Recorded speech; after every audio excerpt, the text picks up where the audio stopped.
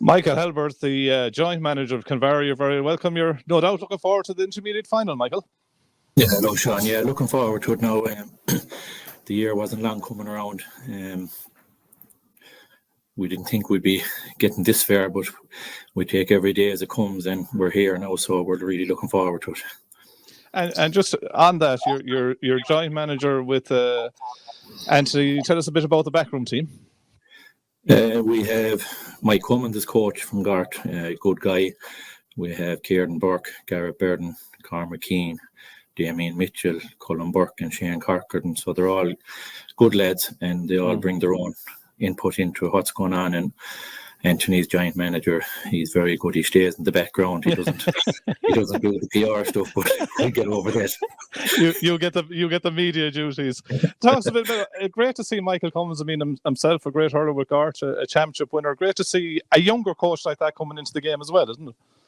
Yeah, he has a stint done in Clare, so he has learned the ropes up there, and I think this is his first Galway club, so he's really enjoying it. And he's a good guy, in fairness. He's a young lad, and he knows the players, which is good. That made the job easier for him. So hopefully he'll have a good record after this, and we see where that goes from there then. Absolutely. Look at the year. It's a long year in many ways. I made the same comment to Matty Kinney. Like, you have a league at the start of the year coming into the championship. So you probably started at a fairly early start of the year as well. Yeah, we started training in mid-February, and we knew we wouldn't have Connor for the league, so it was a chance to blood different guys in. And we tried out a lot of guys. We didn't play the same team every day, and we actually had a good group, which was all senior B teams really, which was very positive for us. And even though we didn't win the games, we competed well, which was a plus. And you were learning things then in those games, I would take it. Yeah, we were. Yeah, we didn't mind getting better as long as the guys were learning something. If they picked 2 things each themselves that they could work on, which they did, that was a positive for us, and it made our job easier. I suppose the championship rolled along then. You topped the group. You had wins over Kiltormer and Turlockmore. But I think the one that caught the eye straight off, and that first game, Michael, is so important, isn't it, in the 3-game group? The win over Killimer must have been a great lift for you at the start. Yeah, it was a good lift, but we have to remember Killimer were down a few with injuries, so it probably came a week too soon for them. They went out the second game, they won well, and if we got them on that, we may not have got the result we wanted. And if you're missing 2 or 3 players in any team, it's a major kick up. Like, you need everyone. If you lose one player, it has an effect on the team, and I think it did on Killimer that evening. They weren't the same Killimer that went out the second week. Yeah, and but it's Turlock in the second game. Once you get to the group stages or get through them, you top the group, you get into a quarter final. But I have to say that I was impressed looking at the scoreline of that quarter final, Michael. 118 to 10-point win over Ceylon, a Ceylon team who we saw reaching the last 4 in the last 2 years. Yeah, and Ceylon are a good team. I don't think with the performance they given the scoreline reflected the way they hurled. They probably found it harder to get scores. They had the chances, they probably didn't take them, but I don't think there was 8 points in the difference. If it came to 2 or 3, that's how good they hurled. They just were unlucky on the day that they didn't convert all the chances they created. And the one thing about that intermediate championship, Mike, no more than all the championships in Galway, they're fiercely competitive, aren't they? And within a game, it could be a decision, it could be a break of a ball that can change a game, can't it? It is competitive. Like, you look at the games the last day, you were doing the first game. I didn't see much of it on the line, but anyone you've been talking to, they said it was competitive. We looked at the video. Mealy Gaircourt were probably unlucky. They hit the goal post, a goal chance. They had a few. John Downey missed a free at the end, which he was putting over all day. It was just a bit misfortune. Yeah. And you look at the second game, 2 points in it in the end. It could have gone either way. Cardinmore had their chances, Tynagh had their chances, and Tynagh came out on top, and that's the way it goes. Yeah, they're fine lines. Well, going back to that semi-final, I mean, for the neutral, probably you had a lot on your mind looking at it, but it was a rip-roaring game, Michael, in the sense that you say 123 to 120. I think it was 13 times the sides were deadlocked, but you must have been happy with the way you closed it out, Michael, in that last 15 minutes. Well, I think going in the point up at half time was key. We were 3 down with 5 minutes before half time. We got the last 4 scores, so that was a plus. We knew if we were level or that going in, we would compete with them. If we were down, we'd probably find it harder. And coming at the end, I know their number 7 had a nasty injury. He was a major loss to them, and lads started cramping. So we got the 3 scores in injury time. If they had all their lead guys fit, would it have happened? We don't know. That was the reality of the game. We finished stronger. I think the injury did have an effect on them. He was hurling well. He was kind of covered in back there, and he was mopping up a lot of ball. So he was a major loss to them. That said, it's a very youthful core, Michael, isn't it? I mean, you know, you were in charge the last time you got over the line here as well. But we'll say, working with a younger group, I think, you know, a lot of them are under 22 from what I'm being told. Like, there's advantages to that. Obviously, they don't have the experience, but you seem to have got a great buy-in from them. Yeah, there's advantages. They're young. There's 18 guys under 22. That's a massive. That's a big number. Yeah. It's a massive amount of young lads to be dealing with. Like you look at Tynagh, you look at Aircourt, they have 8 or 9 core guys, 25 to 31, and you need that. You can't beat experience. Like, I looked at the Tynagh game the last 5 minutes. It was the Shane Maloney's, Brehenny's, all these that stood up guys that have massive experience. And we have probably 12 lads starting under 22. Can they bring that? It's a hard ask, but they're there on merit, and that's all we're looking for. And if we get a performance, if we win or lose, obviously we're hoping to win, but Tynagh have that experience. They were there last year. That's a massive plus to them. But if we can get a performance out, the guys will be happy. And I suppose that's the one thing, though, Michael, and it's a credit to your club. I mean, even in the last few weeks, you won a minor B, but looking in from the outside, we say at academy level, at underage level, there's always been a Kinvara lad in the last few years, isn't there, on a Galway panel? And I mean, you're seeing that. I mean, lads like Oisin Ivers, that great run the last day, but we say Shane Byrne has settled back into full back. You have Josh O'Connor as centre back. You know, there's a lot of younger lads. Your own Dara has featured. Like, they're good hurlers, these guys, and Liam Martin and Hanrahan midfield have been very good as well. Yeah, and that's what the academies are brilliant for. If you only got one guy every year that makes a squad in there, it's development. And I'm involved in the academies myself. You always tell them, bring it back to your club, and that's, in fairness to all the guys that come into the academies, that's what they do, and they're leaders when they come back, and that's what you expect of them when they put on that Galway jersey, whether it's at under 14 or senior. You expect them to bring it back to their clubs and teach the guy beside them and give them support and all that. And I suppose Kinvara have been lucky down through the years.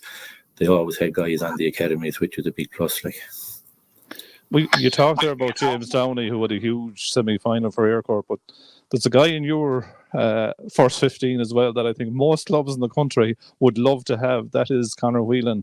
You know, a fantastic hurler, probably one of the best hurlers in the country. You know, and when the chips were down the last day, came up trumps again. It must be a pleasure having a guy like that in your ranks. Yeah, he's a genuine guy, Conor. He does it for Galway, he does it for Kinvara, but you know yourself from commentating, he's obviously a marked man every day. He goes out, and that's added pressure on him as well. And I suppose he'll be behind the scenes frustrated because he knows he has to deliver, and when it doesn't happen, he's very hard on himself. But we don't expect that out of him. We just want him to enjoy his hurling and go out and just play normal. And he's only a human being at the end of the day. He's like the guy beside him. There should be no pressure on him. He has to enjoy his hurling, and I think he is at the moment. There's that less pressure on him, and he knows he's guys beside him, and he through other years there was a lot expected of him, but he knows he's a few young lads beside him now that will carry the can and help him out. I put the same thing to Matty. You're both able to score, but the one thing I think Tynagh Duniry conceded their first goal in the championship in the semi-final. You've only conceded 3 in the championship. At this time of the year, Michael, goals are crucial, aren't they? So both teams seem to be set up well defensively. Yeah, it is. It is true. Like Brendan is a brilliant goalkeeper for Tynagh, and I think if looking at him the last day, he was very disappointed the goal went in because it is a nice cliche to say at the end of the year you didn't concede, but if he gets away with one, he'll be happy with that. But you'd have other ideas, though. You'd like to put him looking back at a few more. We never know. We mightn't even get a chance the next day. You don't know. But as you say, goals do win games, and they are hard to come by. Like you look at the games this year. Once you get to quarter-final stage, it is hard to get a goal, but when you get the chance, obviously you have to try and take it, and it is a boost for the team that does get a goal. Like we Finally, got the left day, we came down, won the penalty, which was massive for us because if we didn't get that score, we were on a losing battle at that stage. That was absolutely crucial in the game, wasn't it, to reply instantly. Finally, you must be looking forward to it, Michael, and Kinvara must be looking forward to it. Yeah, it is a nice feeling and build up, but there is added pressure because you have to get the team ready. I'm sure Matty's in the same boat. He's working behind the scenes, and leading up to it, you probably don't enjoy it because there's so much to get ready and prep the lads, and then probably at 5 o'clock that evening you might enjoy it either way, whatever way the result goes. But on the day it is pressure, and you see that yourself in the commentary box. There's added pressure on the line because you might have all the game plans in the world planned out, and they could be gone out the window after 5 minutes into the game. Something else will crop up, and you have only seconds to think of some way to counteract it. And that's the way the game has gone. It's 10 years ago, you just go out and hurl. Now it's a mind game, and that's unfortunately, I don't know, is it a good thing or a bad thing?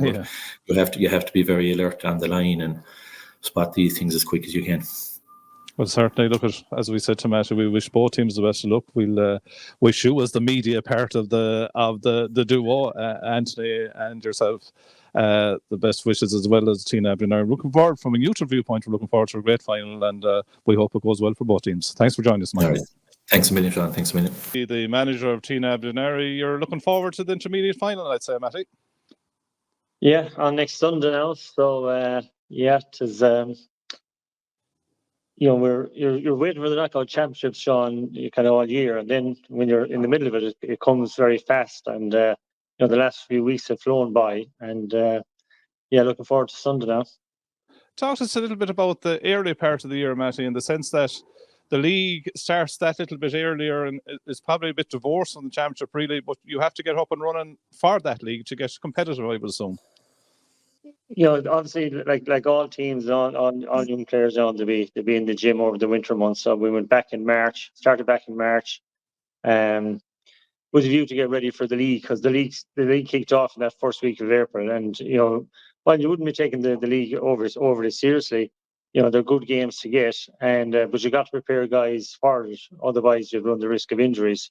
So that early part of the year was just getting ready for that league, getting a bit of work done, fitness-wise, and looking forward to them league matches and building towards that early summer, and when getting ready for when the championship kicks off in August. As you say, when it starts, then it's unforgiving, isn't it? Every 2 weeks. But you started well. You recorded wins over Kilbacon, Abbey and Clarenbridge, and you topped the group, which I presume was the first goal. Yeah, well, I suppose the first goal was to qualify for the knockout stages. When you get ready for the championship, all you do is just plan one game at a time, and prepare that stage for the Kilbacon game, get over that, and get into the Abbey game, get over that, and get qualified for the knockout stages, and that's the business end of the season, and that's when all the tests comes, and that's when the tests really came for us this year. Let's talk about those tests, because Rahon Newcastle have been one of the teams that you always see in around the latter stage of the championship, but you had a decent win over them. Yeah, we had, and it was played over in Kilbacon, and obviously you're heading in towards October. In October, the ground is slowed down a bit, getting a little bit wetter. In fairness, Kilbacon pitch, I always say every time I go over there, their grounds are immaculate over there. But the game changes in October. It just slows down. There's a little bit more rooks. There's more physicality, and in fairness to Rahun, like, they set up very well against us, and they tested us for long periods of time. And thankfully, they finished up. We got a lead and got across the line and got ourselves qualified for the semi-final. And this time of the year, you just kind of keep trying to get to the next round, and because every game is difficult and every game has to be won. That semi-final then, Karen Moore and yourselves. I mean, the double header in Gort that weekend for the two semi-finals, probably two contrasting games in many ways, but certainly he looked in good shape at half time against Karen Moore, but they certainly put it up to you in that second half. Yeah, we knew they would, Sean. We played them last year in the quarterfinal, and Karen Moore, good outfit. They're well set up. Dickie Watches and his team, they're doing good work with them there. Tactically well set up. They asked a lot of questions of us, and up front, like with Flaherty and Danny Cummins up front, they have that threat up front as well. And they've good players all over the pitch, and they work really, really hard. And it was a really good, intense battle between us. I said we played them last year in the quarterfinal, and we won it late on the game by 2 points. So we were under no illusion going into the game, the tasks that faced us, and it turned out like that. And we had a good purple patch coming up to half time, took a 6-point lead in at half time, but we had the aid of that wind, and we knew they were going to come back, and they got a goal then halfway through that second half, which brought them right back into the game. But as I said to you after the game, I was really pleased with our guys. The responders got some good scores, showed good character coming down the stretch, and that's what you're going to see in a team. Like you want your team to be tested, and you want to see how they're going to respond when that test comes. And that was a serious test for our guys in the second half. And I was very pleased the way they responded. Was everything perfect in our performance? Definitely not. But you're not going to get perfection in this sport, and because hurling can be a game of chaos at times, and you just want guys to make good decisions, the best decisions they can make at the right time, and keep that scoreboard ticking. You mentioned goals there, and like Thomas Murphy's goal in that opening half was a key score for you, and as you said, it gave you that little bit of a cushion at half time. But the other aspect, and essentially after the game as well, when you're not conceding goals, Matty, particularly to say at this time of the year, it's a big help, isn't it? And I think only 1 goal conceded in your 5 games to date. You must be happy with that defensively. Yeah, but it is the way the game is going, Sean. At times, like if you look at the previous game last Saturday before us, I think it was 120 to 123. Karen Moore and ourselves a goal apiece. Like so, the 4 teams scored 1 goal or conceded 1 goal. So, I've noticed this kind of in modern hurling the last few years. Like it's teams are very happy to keep the scoreboard taking on the points. Like there's a lot of point scores in games between freeze and open play, and sometimes in tight games the goals dry up. Like so.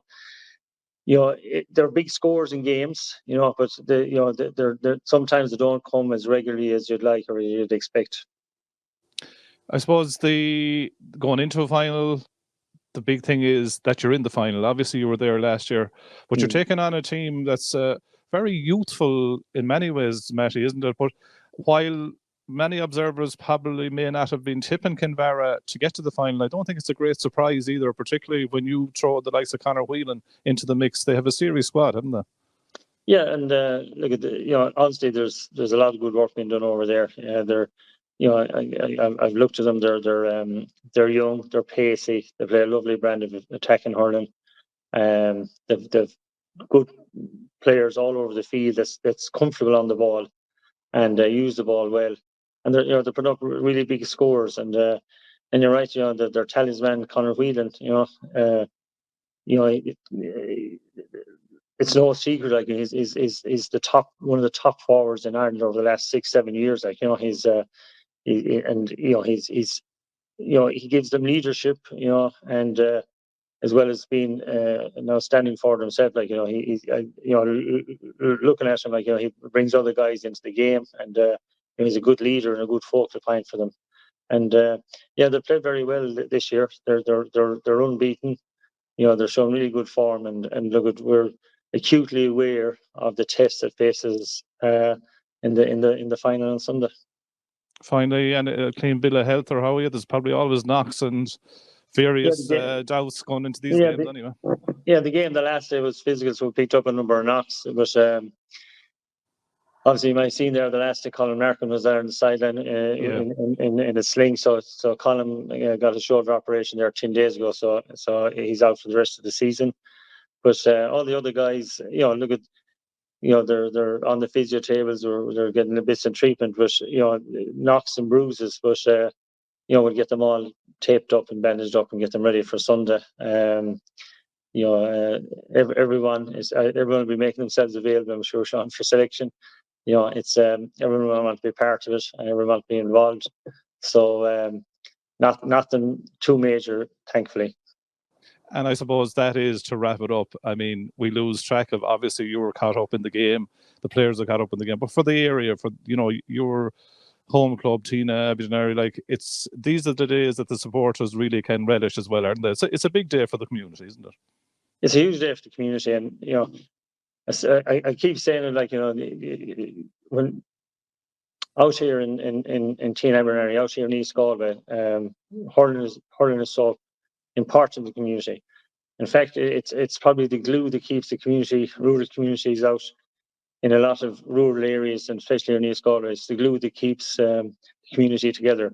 And we have a lot of fantastic people involved at our club. They're doing work there for the elderly. The coaching that's going on at underage. We have a very vibrant, energetic club. A lot of people involved. A lot of people, giving their time. You often hear people talk about commitment, but it's not really commitment because you're involved in something, and that involvement is really healthy and really important for people and for the community. So, it's a really vibrant hurling club we've out here, Sean. Hugely important to our area. A lot of good work, as I say, being done with teams, being done with facilities. We're constantly trying to improve. But as well as that, then you have to try to get the performances on the pitch. At the end of the day, we're a hurling club, and our core responsibility is to get teams and get on the pitch, and we want to have them teams performing well. And our underage teams have performed very well over the last few years. At adult level, we're getting stronger every year. Our junior team in A competition quarter final, our third team in a quarter final, and so. The area will be rallying around the team on Sunday, with great supporters. So we expect to have a big crowd down there on Sunday cheering us on, and I suppose it's up to us to give them a performance that they can support and be proud of on the day. Well, Matty, look, it's always been a pleasure talking to you. We'll have to be neutral. We'll have to wish the best of luck to both teams, but we're looking forward to a great final, and we're expecting it through. Thanks for talking to us. Yeah, thanks, John, and thanks for all your support in Galway Bay and all your different platforms there. Thanks a million, and we'll see you on Sunday. Take care. Thanks, Matty. Thank you. QFinancial.ie got the price and advice for me. Pension auto-enrollment will soon be introduced. This means that all full-time workers over the age of 23 earning more than €20,000 per year must contribute to a pension, and employers must contribute. What are those pension entitlements, and is there independent advice available? The Q Financial Pension Team are experienced in advising both employees and employers of the positive and affordable options available for your situation. Call 091 421 900 or log on to qfinancial.ie. qfinancial.ie. Based in Clare, Galway, OMA Financial Services Limited, trading as qfinancial.ie, is an authorised independent pension intermediary regulated by the Central Bank of Ireland.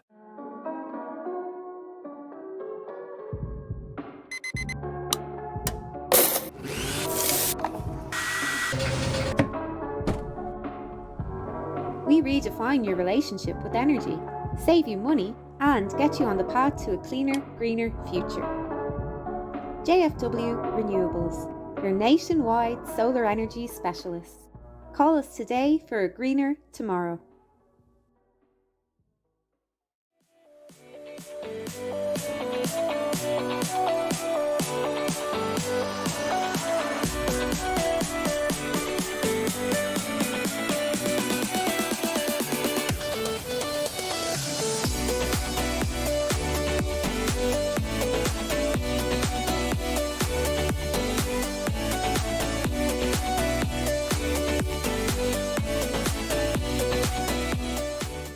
Every single ticket that's sold, 5% of proceeds from that ticket is going to Jigsaw to help us provide free therapy for young people aged 12 to 25 across Galway City and County who are experiencing difficulty with their mental health.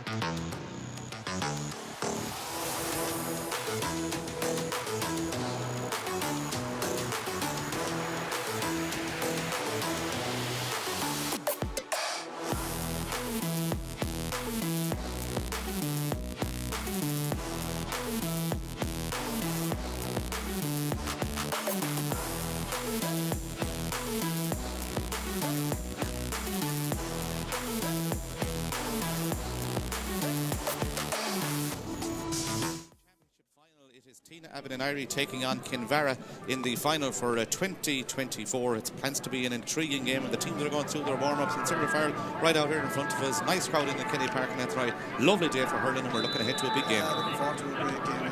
These are two good wins in the semi-finals. You have to over Ken, a strong Clonmore team. The Clonmore team this season getting stronger and stronger every year. Kinvara had a very good win over tight, like 11 a lot of times in the match, come up and top at the end. Kinvara would have a kind of a youthful spring to their step, a lot of just around the 20 mark, 21 mark. I suppose Tynagh would be more mature than that, like, you know, at this stage, like they're around for a while. They will be looking forward to this day from last year night, in the sense that they were beaten last year by Ballindreen in the final, Ballinslone, and they'll be out to a turn today. Yeah, they sure will. There's 2 minutes to on Aveen, we're after being said here, but we'll go through the teams before we start this intermediate championship final. The referee, by the way, is in the middle of the field. He is Shane Hines, and he is assisted by Kyril Wade and Conor Quinlan. They are the linesmen for today's final, and we'll just go through the teams. In goal for Kinvara, we start with the goalkeeper is Cathal Corliss. The full back line is wearing number 2 is Oisin Ivers, 3 is Shane Byrne, and 18 is Dean Ivers. The half back line number 5 Conor Burke, 6 Joshua O'Connor, and 7 Ty Keevy. The midfield pairing of Aidan O'Hanrahan and Liam Martin has been really effective this year. The half forward line is Luca Dandrew, who wears number 23. Number 11 is Niall Birmingham, and number 12 is Keane Pine. And the full forward line wearing number 13 is the team captain Conor Whelan, who was elected to play into the scoreboard end in the first half. Dara Helbert wears number 14, and number 15 is Michael Curtin. So that is the Kinvara team that lines out in today's intermediate championship final. We'll go to the Tynagh Abbey Duniry team, and they have one change from the team that's selected. Of course, Micheál Power, who has started all their games, wears number 17. He comes in place of Thomas Murphy, who has the number 14 jersey. So we'll just go through the team as it was in the semi-final, and we'll just bring in the sub then when needs be. So Brendan Lynch is in goal. The full back line is John Whelan, Gary McHugo, and Shane Fitzpatrick. Half back line of David Jordan wears 5. 17 Micheál Power has played at centre half back all year, and wearing number 4 is Kevin Maloney. The midfield pairing is Shane Maloney and Paul Killeen. The half forward line, Johnny Conroy, Niall Maloney and Ben Moran, and the inside line is Pádraig Breheny, Conor Jordan and John Dervin. That was the team that played in the semi-final, aside from Thomas Murphy, who was replaced today by Conor Jordan. But we'll go through the teams when they line out again, and go through the real teams when they start as well. But it plans to be an intriguing game, as Cyril said. It's Kinvara versus Tynagh Abbey Duniry, a youthful Kinvara side taking on the more experienced Tynagh Abbey Duniry side in this year's County Intermediate Championship final. Both teams in their huddle, so we're almost set to go, Cyril. The final words are being exchanged there between both management teams. Yeah, like that's the usual thing. They get in the circle, right, they're saying what they're going to do and what not they're going to do. I suppose we all in them circles now. You're going to be all positivity. Get the ball first, lay it off, and take the scores and run. If not, lay it off. Yeah, we're almost set now for our rendezvous, which will take place prior to the start of this game.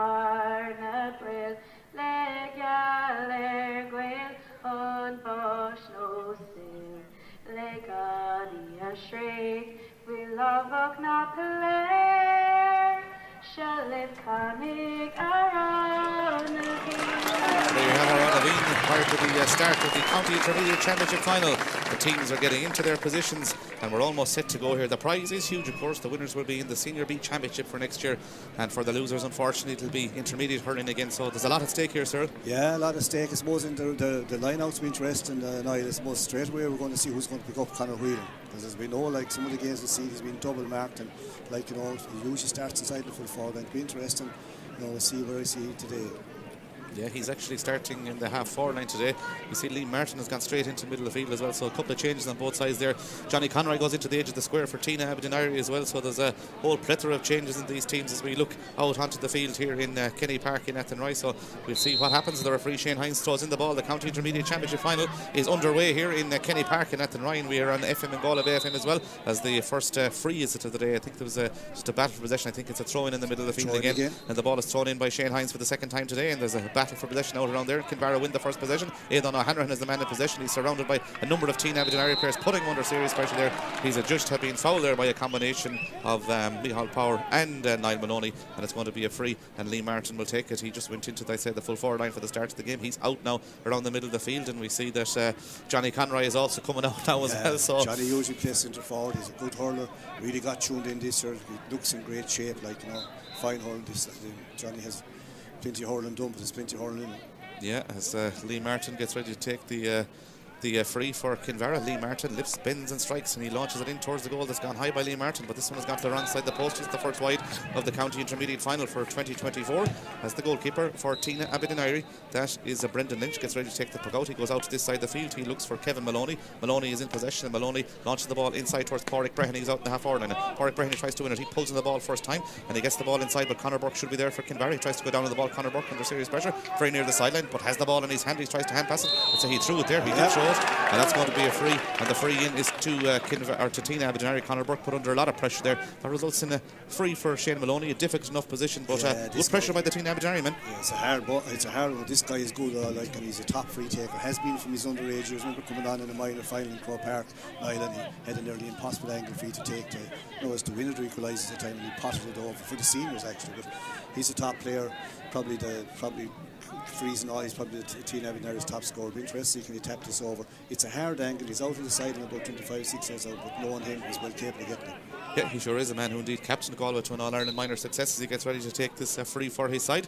He's virtually on the sideline here as he gets ready to take it into the town end here in Kenny Park in Athenry. We have 2 minutes on this stopwatch, and it means that this could be the opening score of the game for Tynagh Abbey Duniry. If Maloney can put it over the bar, it's gone wide though.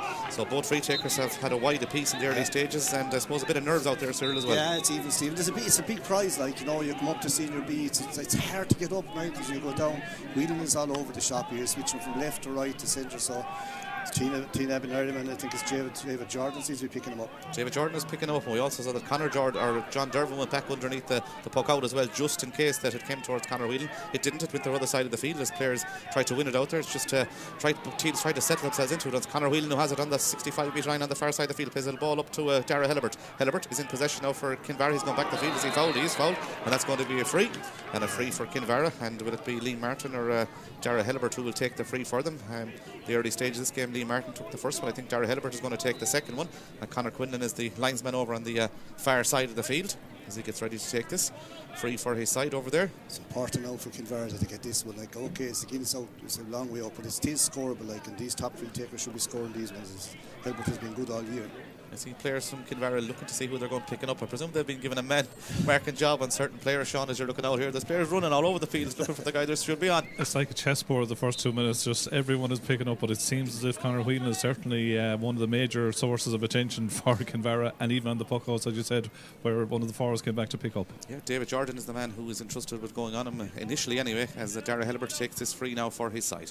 Could this be the opening score of the county intermediate final? We have reached the 4th minute almost as Helibert launches the ball in towards the goals. He's driven it high, he's driven it wide.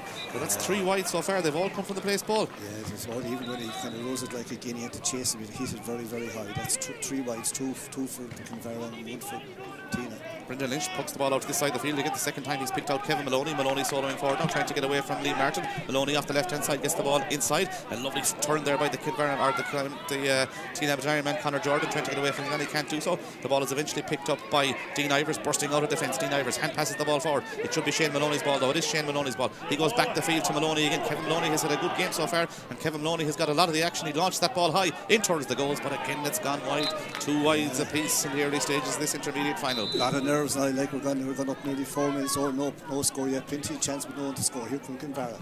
Yeah, Clarenbridge and Salthill Knocknacarra, that's in the senior B. Clarenbridge have 2-4, Kinvara or Salthill Knocknacarra have 1-8. That means the Salthill Knocknacarra team are in front. I think they're down to 14 as well, as that ball is won over there by Tynagh Abbey Duniry as Paul Killeen has it. Killeen soloing forward now. Killeen tries to get away from his man, and Killeen does. He launches it right across the field. Should be Conor Burke's ball though. Conor Burke is there first. Will he get there ahead of his man Ben Moore? And he will. And Conor Burke has it. Conor Burke comes off the right hand side now, looks across the field, takes a lot out of the ball. He's trying to get away from his man. He's put under serious pressure there, Conor Burke. And Conor Burke just about gets away with that one. He bursts out of defence and plays a good ball out towards Luca Danjo in the middle of the field. Luca Danjo, a good player is Luca. Luca looks upfield, left-sided, goes inside the full forward line. Michael Curtin was on the ground. The ball is going to break though towards Curtin. Curtin does well to win possession. He does really well to win possession. He's a speedster in this inside line. Michael Curtin off the left-hand side. Is this the first score of the day? Michael Curtin high and Michael Curtin over the bar. Lovely score by Michael Curtin, because in fairness, as the ball was being hit in by Luca Danjo, Curtin was on the ground, but he got up and he showed his pace. Good score. Yeah, first score, like there is nerves, like there's no doubt about that, like, but it's a nice lively game. You know, you could see Conor Burke that time for Kinvara. He didn't just want to clear the ball, like he was trying to place to someone who was lucky he wasn't pulled for overcarrying.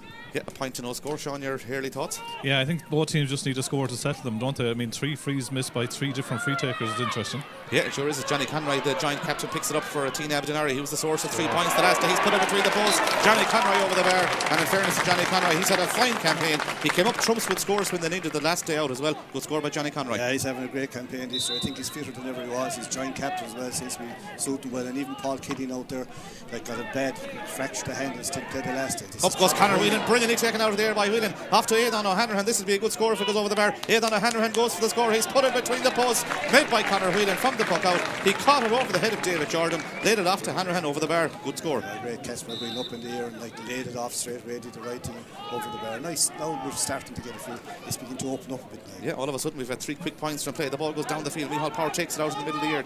Michal Power soloing forward, gives it off to DJ. That's David Jordan. Jordan looks up the field off his left hand side, gets the ball inside towards the brother. The ball is going to break up. It's going to break towards Ben Moore, but he can't pick it up. It's picked up by Conor Jordan in the end though. Conor Jordan has it. He's got a man inside. That man is bearing down on goal. It's John Durbin. Durbin going through now, but he's under serious pressure from Luca Danjo. He's fouled there. It's going to be a free in. I think it's for an earlier free though that Shane Hines has given it, and this should be the equaliser again. But as you said, Cyril, it's livened up in the last couple of minutes. That could have been a goal because he got a chance to get inside if they got a first touch. He was got in with it, but like it is an earlier foul, as you said. Now he's gone back the ball. This should be an easy tap over for Maloney, for Shane Maloney. But it has opened up. You know, it's kind of tentative, really, isn't it? Like it needs maybe a goal or two. I know it's early on, but just to let it flow. Yeah, it sure does, as Shane Maloney stands over the free. Shane Maloney has the chance to equalise. It's 7 minutes played. It should be meat and drink to Shane Maloney. This is the 4th free of the day. This should be the first, you would think, from play. It's 2 points to 1 in favour of Kinvara at the moment. 7 minutes played here. It should be 2 points apiece now. Of course, we'll be here next week for the Senior Championship final, as this free is going to be taken, and the intermediate final is level at 2 points apiece because Shane Maloney puts it over the bar, and a good score. And it's always nice for the free taker, Cyril, as we say, to get the first one on the board. Yeah, and even get a nice one like that, like, you know, missed one and got one, but like, you know, the thing is that he's a very capable free taker.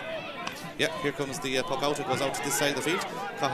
Corliss takes it, and it goes out over the line. It comes off David Jordan, I think, goes out over the line on this side of the field. It's 2 points apiece now, as this free sideline is going to be taken by Conor Burke. Conor Burke now going to take the sideline. We saw him practicing them prior to the start of the game. He was quite good at them too. That's comes off the Tynagh Duniry, but breaks into the path of Conor Whelan. Brilliantly picked by Whelan. He's under serious pressure there. Takes on David Jordan. Goes by David Jordan. Conor Whelan still going forward. He's got a support player inside him. That is Luca Danjo. Danjo is in possession now for Kinvara. Danjo, good defensive play by Tynagh Duniry. Is it Niall Maloney or Michal Power actually that goes back there to win possession, and Power has started well. Power comes out the field, gives it out to Ben Moore. Moore looks up the field, and Moore decides to go across the field looking for John Durbin. Durbin goes up the field with Ivers there. The ball breaks in the centre forward position. John Durbin tries to pick it up, but in comes Ty Keevy. From a Kinvara perspective, the ball breaks though. It breaks over towards the man wearing number 18. That's Dean Ivers bursting out of defence there. He's under serious pressure there. He throws the ball over towards Joshua O'Connor. He flicks the ball out to the middle of the field to Niall Birmingham, and Birmingham has it now. He's taking on 2 Tynagh Duniry in there. Goes back the field as a judge foul the shitter, and that's going to be a free. But in fairness, there's a lot of pressure being put on and exerted by the Tynagh Duniry men out there. I think the frees were kind of overcarried. He kept turning the pass into the okay, but like he was under pressure. This should be a lead point for Tynagh Duniry, because like Shane Maloney, okay, he's out the middle of the field, but he's straight in front of the goal. It's well within his compass. Yeah, it sure is well within his compass. It should be another scoreable opportunity for Shane Maloney. There's 10 minutes to go in the Senior B Camogie final. Salthill and Knocknacarra have won 9, and it's 2 goals and 5 points for Clarenbridge. 9 minutes gone here in this game. The sides are level, 2 points apiece, as Shane Maloney stands over the free. It should be his third score, or his second score of the day. The first came from a free. The other score for Tynagh Duniry came from Johnny Conroy, but Shane Maloney is on the 65-metre line. He's almost dead straight in front of the goals as he stands over this one. He lifts, he bends, he strikes, he puts the shitter high, he puts it between the posts, there's no doubt about it. He puts it over the bar. That's 2 points for Shane Maloney, and that means his side now lead by 3 points to 2. Yeah, it's a lovely method to take, like nice and confident. The pick up was perfect, and the follow through was dead on. Quick puck out goes out to Shane Byrne, and Shane Byrne goes route 1 down the field, but Michal Power is back there, and Power has started well in that That's half back line. He gets the ball out the field. Good ball out towards Maloney, but the ball went too high from him. And in comes Tynagh just to get the flick there. And it's in towards the path of Conor Whelan. Conor Whelan turns on a sixpence and launches it in towards the full forward line. Out comes Brendan Lynch underneath the ball. He has to win it. He does win it. And Brendan Lynch bats that ball out and picks it up and decides to go out the field with it. And we saw him in the semi-final do that as well. He batted a lot of ball out the field. Joshua O'Connor and Johnny Conroy battling possession now. And that's O'Connor, the Kinvara man who has it. O'Connor gets the ball out the field again. Kinvara come on the attack with Niall Birmingham. Birmingham tries to take on his man. He gets the ball down the field, but he's got out on the line beside the field, right beside the Tynagh Duniry subs and mentors and David O'Dea there and Matty Kenny both giving it loads as that one goes out over the line. Certainly does. Interesting to see Micheál Power. You know, it's the old conundrum now. Where do you play your six? But that last ball, he was right in front of his full back line, just sweeping in front of it.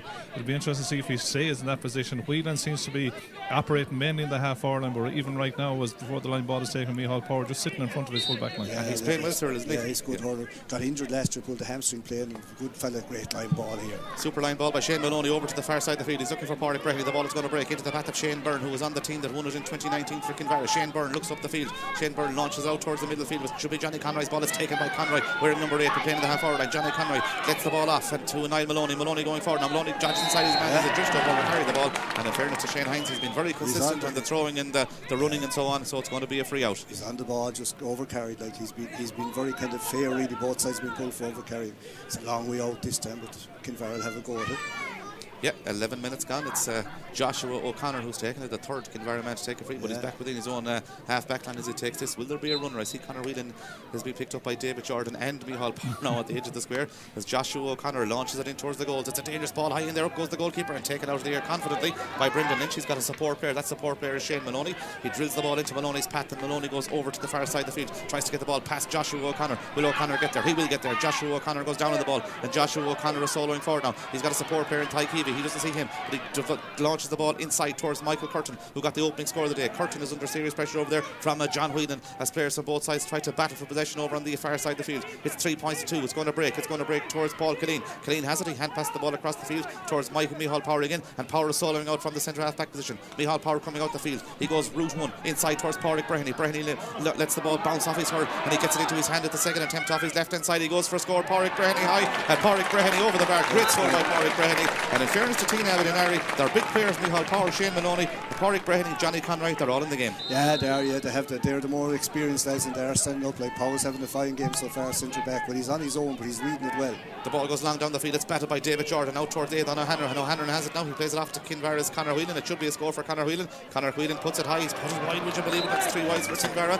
Tynagh Duniry, Sean, have got the last 3 scores. They have, and it's noticeable as well. Shane Maloney's deployment to midfield has been an interesting deployment this year as well, hasn't it? Has been working very well, Sean. Like it's the one thing they have done. Like no one seems to have picked it up. He's out midfield, very good at distributing the ball, and will score as much from out there as inside. 13 minutes gone. A long ball down the field. It's won by Joshua O'Connor, who's the extra man in defence now. It seems for his side, Kinvara. He's under serious pressure there, but again he's put under massive pressure by the Tynagh Duniry men. It breaks out towards Luca Danju. There's 2 Tynagh Duniry men on. One of them is Ben Moore. Bourne goes down the ball. The ball breaks into the path of Kevin Maloney.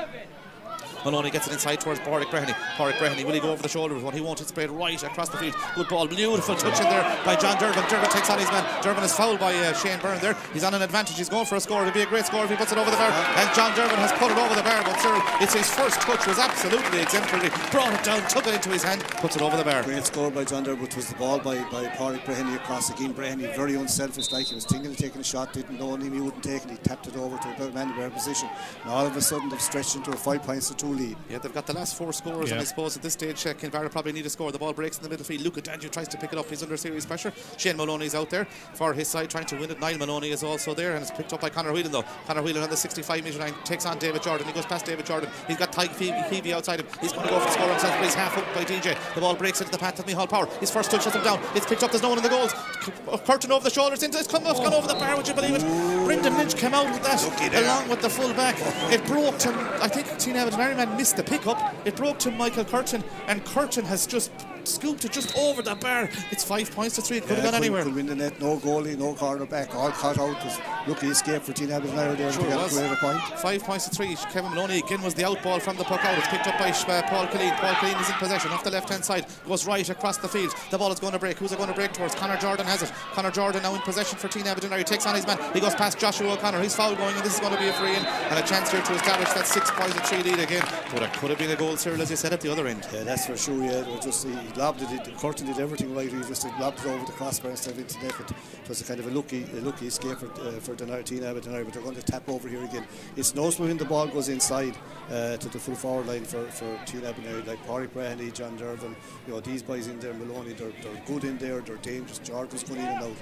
They seem to have the beating of the Kinvara full back unless they can tighten up, but it's a good game, anyone's game I suppose, but like I'd have to say that so far the bigger names for Tynagh are kind of standing out. Yeah, and Conor Jordan fouled that time, and it's going to be a tap over for you would think for Shane Maloney. It should be his third score of the day. He stands over the free. We have 15 and a half minutes played here as Shane Maloney looks to put Tynagh Duniry 6-3 in front again. He puts it high and he puts it between the posts. That's the third score for Shane Maloney, and it gets an appreciative round of applause from the Tynagh Duniry faithful that are here today. Good crowd, it must be said, in for this county intermediate final. Here now, like Whelan's been picked up and John Dermot's gone in front of him, so he's been marked by Jordan, so there's actually two on him. Yeah, and the ball is taken quick to Shane Byrne out towards Dean Ivers. Dean Ivers goes down the field looking for Curtin again to get a push at the back. He didn't because he has the ball in his hand. He's causing problems there. That's Michael Curtin. He's got 2 points. He lost the hurl there. Yeah. He's fouled. It's going to be a free in, and in fairness to him, he's causing problems for that Tynagh defence. He's on top so far, like he's dangerous every time he goes in. He's got his free, like he's been fouled a bit. He's looking for the goal, this. It's a hard enough angle, but it should be a tap over for Helbert, really, I'd imagine. Even though, again, they're changing the free takers, it's unusual. Yeah, Dara Helbert is taking the free, it must be said, as he gets ready to take this. Dara Helbert, a chance for him to score his first score of the day. 6 points to 3, 16 minutes played here in the County Intermediate Hurling Championship Final. Dara Helbert will take the free for his side, just outside the 20-metre line, or towards the 30-metre line as he takes this, but he's from an awkward angle. He goes for the score, he's put it over the bar. Good score by Dara Helbert. It's his first of the day. It means it's a 6 points to 4, so it's still delicately poised here, sir. Yeah, evenly balanced. Like both Tynagh are just pressing the Tynagh are just that little bit ahead. They seem to be a little more comfortable. This thing could swing on a goal. Here comes the puck out from Brendan Lynch. He goes over to the far side of the field looking for Niall Maloney. Maloney tries to win possession. The ball breaks though into the path of John Dervin. John Dervin is in possession now, and John Dervin has it. He's on an advantage here. John Dervin's following forward, goes past his man, goes past 2 or 3 Kinvara men, and eventually the referee decides he's going to get the free, and that's going to be a free in and to John Dervin, with the man who was fouled, and Shane Maloney will come over to take the free. Yeah, it should be another score for Tynagh. John Dervin has won a lot of ball in there. They're dangerous inside. Braheny and Dervin, these are good hurlers. Jordan, very, very kind of easy on the ball, and they're taking on the Kinvara defence and kind of making frees or dragging frees out of them, and Maloney will probably tap over most of these. Both teams really though sort of seem to be dangerous up front, don't they? There's a bit of space for both. Yeah, there is a bit of space, but you can see what Tynagh are doing. They have the extra man back. Powell's doing is kind of is the centre back, playing as the centre back, and the one on him. Conor Whelan has been picked up by David Jordan. Extra man back, but Kinvara didn't have an extra man as well, but definitely at the moment, Tynagh seems to be in the driver's seat. Shane Maloney stands over the free. It should be another point for Shane Maloney, you would think, as he gets ready to take this. Shane Maloney has got 3 so far, 6 points to 4, 18 minutes played here. This should be 7-4, you would think, and Shane Maloney makes no mistake. He's put it over the bar. That's 4 frees now for Shane Maloney from the middle of the field, and he'll be happy with his contribution so far. Yes, goes to show you now that you have to have a top free taker in all these games. It's so vital, especially this time of the year. Cathal Corliss will get ready to take the free. There's a bit of pushing and shoving going on as the ball is pucked out to the side. He's breaking into the path of Conor Whelan. He has it. Conor Whelan was his jersey pulled there. The referee says no. He's trying to take on his man. He's pulled back there. He's still on an advantage. There's 2 Tynagh Duniry men on him. He's still soloing forward. Conor Whelan is virtually on the inline, but he's fouled there. Surely the referee go back to 5 seconds or what would you believe? He's going to go back. Eventually he gives a free in for a foul on Luca Danju, but it should be a more scoreable position now though. But he hadn't given the free there to Conor Whelan. He hadn't, and it was a free, I suppose, given the advantage, but didn't turn out to be no advantage. But now it has worked out. It's probably a tap over free for Helbert at this stage. But Kinvara are hanging in with the frees as well. It's a funny kind of a game that where most of the scores are coming from frees, and they are frees. Yeah, they are frees, and Shane Hines is having an award there, I think, with Shane Fitzpatrick as well. He's not going to issue the yellow card at this stage, but it's going to be a free in for Dara Helbert. Would it be along expected lines? Good start for the favourites. 7-4 they lead, but Kinvara, if they convert this one, they'll be back to just a 2-point margin. They'll be happy enough coming in as underdogs. Yeah, Sean, that's the way to be kind of seeing Tynagh Duniry will be that slight favourites coming from, they're the last senior team really, so from last year. Dara Helbert takes the free. He puts it over the bar. That's 2 for him, and that means it's 7 points to 5 as Brendan Lynch gets ready to take the puck out. Brendan Lynch will take the puck out Is he going to go to this side of the field? He's not. He's going to go straight across the far side of the field. They're obviously going to the other side of the field to where Conor Whelan is. As that ball is poked down the field, Johnny Conroy tries to win it. It's going to break in the middle of the field, and it's Niall Maloney who has it. Niall Maloney playing well for Tynagh Duniry as he tries to win possession over there. He loses possession. The ball breaks towards Pádraig Breheny. Breheny can't win it. It's won by Shane Maloney though. Shane Maloney back to Paul Killeen. Paul Killeen goes inside towards Conor Jordan. Lovely ball in towards Jordan. Jordan in front of his man now. Jordan has it. Jordan tries to dodge past his man. He does dodge past his man. He's going to go for a score. Conor Jordan high, and Conor Jordan over the bar. And Cyril mentioned that full forward line has been on the fire for Tynagh Duniry so far. John Dervin and Conor Jordan inside Pádraig Breheny. They're just getting a little run on their players, and they're getting scores when they get the chance.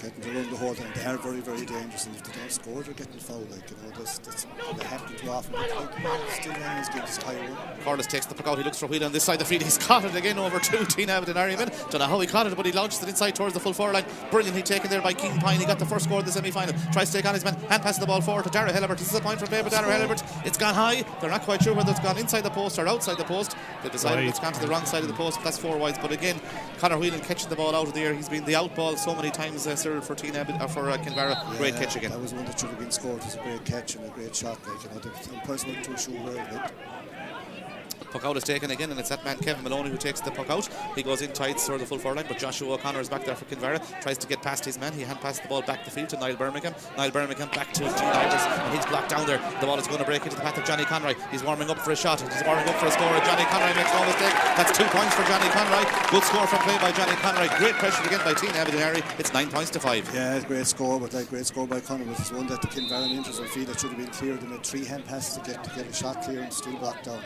Yeah. It's 9 points to 5 as the puck out is taken by Corliss. He goes over to the far side of the field. Whelan is underneath it again. The ball is going to break though in towards Aidan O'Hanrahan. He tries to pick it up from a Kinvara perspective, but Tynagh Duniry have the numbers there. It's picked up though by Lee Martin. Martin is in possession now. The Kinvara man plays a lovely low ball inside to Curtin. Curtin lets the ball just go over under his legs, and out comes Brendan Lynch, the goalkeeper. Brendan Lynch comes out of the 20-metre line. He's under serious pressure. He's soloing forward now. Brendan Lynch finds himself out on the 45-metre line, and he gets the ball down the field. He's playing confidently, must be said, out towards Johnny Conroy. Will he get there before it goes out over the line? He won't. He will just about get there. Out the keeper. Yeah, the ball's gone out of the line. Yeah, it was vital that he got that one, because the other one he came out to shot, he got caught and was robbed. But like, look at he's playing very well this year. Lynch is like his confidence. He's shown a good bit of confidence, it must be said, as Conor Burke takes the sideline for Kinvara. Conor Burke looks for Conor Whelan. He gets a flick on it, but Micheál Power is there. Micheál Power is in possession now. Micheál Power off the left hand side gets a good ball out towards Shane Maloney in space. Maloney looks up the field, and the 2 Tynagh Duniry forwards went the other way, and Shane Maloney gets it in towards the goals, but it should be the goalkeeper's ball, and Cathal Corliss has it for Kinvara, and Cathal Corliss goes route 1, but Tynagh Duniry have the numbers there, and one of those is Shane Maloney again. Maloney catches the ball out of the air. He picks it out towards Paul Killeen. Paul Killeen off the left hand side gets a lovely low ball inside towards Pádraig Breheny. They're taking on that Kinvara full back line as well. Pádraig Breheny's gone through now. He's got a support player. That support player is Paul Killeen, but good defensive play there. And eventually Joshua O'Connor flicks the ball off to Dean Ivers, and Ivers in possession. The sides are level in the camogie. It's between Saltilknock, Nacara and Clarenbridge has gone to extra time. Would you believe it? That replay 2-7 to 110 as Kinvara's did. Tynagh Keevy's in possession. He's soloing up the field. Tynagh Keevy gets the ball across the field. Will Keane Pine get out there? Beautiful touch by Keane Pine, but Micheál Power does enough. The ball breaks to the path of Lee Martin. Martin has it now. He's got Conor Whelan in support. He finds Conor Whelan. It's 9 points to 5. They need a score here. Conor Whelan is in possession. Conor Whelan off the right hand side goes for the score. Conor Whelan high, and Conor Whelan puts it over the bar. That's his first score of the day. He was the man who was onto the run there. Puts it over the bar. Good score. 9 points to 6, and you probably feel it's one that Kinvara needed, because Tynagh Duniry had just got that bit in front. 4 points up, they're up 3 of these. Like they're hanging in, but like Tynagh are still dictating the pace, and they have that full forward line unless they tighten up at the back, that full forward line of Tynagh are causing a lot of trouble. Brendan Lynch takes the puck out. He gets the signal out towards Ben Moore, and the ball is going to break towards Johnny Conroy. The ball is Dara Helibert who gets the flick. Dara Helibert does get the flick. Conor Burke kicks the ball out the field. He's no hurl. Gets it out towards Niall Birmingham. He's a support player. That's Lee Martin if he can pick him out. He can't pick out Lee Martin. Lee Martin has it now in the middle of the field for Kinvara. Plays the ball beautifully across the field towards Keane Pine. Keane Pine has it now on the 45-metre line. He takes on his man. He goes past his man. That's Gary McHugo. Pine is on an advantage. Will he put it over the bar? Keane Pine high. Keane Pine over the bar. 9 points to 7. Good score by Keane Pine. Well worked score by Kinvara, and they've got 2 back. 9-7. Yeah, 2 in a row. That's the first time they've done that. Like, and that Pine got through for the score. He was fouled. He was on an advantage anyway. So now it's 9-7, and Kinvara right back in the game. At this moment in time now, Conor Whelan is standing inside the full forward line. Yeah, they've got the last 2 points, as Cyril says, 9 points to 7 as that ball goes long down the field, and it's going to break. Who's it going to break towards? Joshua O'Connor has it. Niall Birmingham, as he did it so effectively in the semi-final, goes back into defence. He loses possession. It's picked up by Johnny Conroy, the giant captain. Johnny's got 2 points. This will be a superb effort over the shoulder by Johnny Conroy if he can get it on target. He can't. It's gone wide. That's 3 wides, I think, for Tynagh and Duniry, 4 for Kinvara. He let that across. Paul Brady had gone mighty on the inside of his zone and took it over the shoulder. There's a whole host of space right out here in front of Conor Whelan as Cathal Corrals eventually sees it. Will Whelan get there? Will DJ do well? DJ does well, but Conor Whelan also has the ball in his hand, gets it back towards Conor Burke. Conor Burke, a low ball in towards Liam Martin, who finds himself in a pocket of space for the second time in a row there. Plays a low ball inside towards Luca Danju. This could be dangerous if he can flick it on. Danju tries to flick it on, but good defensive play by John Whelan, the cornerback. He did really well there. Plays it off to Paul Killeen. Killeen out towards Gary McHugh. McHugh soloing forward now. McHugh gets the ball off to Paul Killeen. Paul Killeen hand passes off to DJ. That's David Jordan. David Jordan gets the ball further forward. It's going to break inside towards Niall Birmingham and Johnny Conroy, and Birmingham has it, and Birmingham gets a good shoulder there from Warwick Breheny. He's just being fouled though, and there's going to be a free out, I think. Is it Niall Birmingham has gone back now on Johnny Conroy for the last few minutes? It seems to be that way, like, and he's playing well. Birmingham is like, it's a good, last few minutes have been a good spell now for Kinvara. I've got two scores in a row, back to 2 points. This is a long road. They'll probably Darragh Hilbert is coming down to take it. Paul Killeen is getting some attention there, running repairs from the medics as well. I want to see what's happening because Paul Killeen, kind of last game he played with a broken hand and he has a glove on. I don't know what's tough, lads. Doesn't seem to be his hand. Like, yeah, he's okay. This lad has made the tough stuff. He's not going to come off anyway, that's for sure. Yeah, as he gets ready to take this, I see 2 young players who will be eligible next year for the teams. Darragh Burke from Kinvara and Jamie Ryan from Tynagh going out with the water bottle, so they're getting ingrained in their club culture and will be able to play senior next year, or intermediate for one of them, as this is going to be taken here for Darragh Hilbert. Yeah, it just seems the referee has gone into the 2 umpires there just to consult them, but I think nothing untoward. Yeah, here comes the free from Darragh Hilbert as he gets ready to take it. He's back almost on his own 60 or 45 metre line as he gets ready to take this. 9 points to 7. He's a long way back. 26 minutes played as he takes this. He decides to go short. He looks for Conor Whelan, but there's 3 Tynagh Duniry men there on him. Comes off Conor Whelan, and it's gone out for Micheál Power, David Jordan, and Shane Maloney were back on Conor Whelan when that ball came in. Even if he put it in front of him, he had some chance, but up where he put it like high, like he had no chance out on the side. Three lads on top of him. Yeah, and he was the only Kinvara man there as Brendan Lynch gets ready to take the puck out. 27 minutes later, Lynch goes to the side of the field again, and he's looking for Ben Moran. Moran let the ball bounce, as does Conor Burke. It goes out over the line. And the line ball here. Yeah, Whelan just slipped into or remained in the full forward line maybe for this play now. Yeah, it's dangerous if it goes in there. Like, that's the first. It's kind of died down a little bit the game, but still it's a very clean game. There's a lot at stake. 9 points to 7. Conor Burke takes the sideline. Out comes Gary McHugh with it. Gary's under pressure there, does well, and bursts out of defence, gets the ball up to Shane Fitzpatrick. Fitzpatrick's soloing forward now. He's caught the ball twice, can't catch it again. He flicks it over the head of Conor Burke. He's pulled down by Conor Burke there, and that's going to be a free.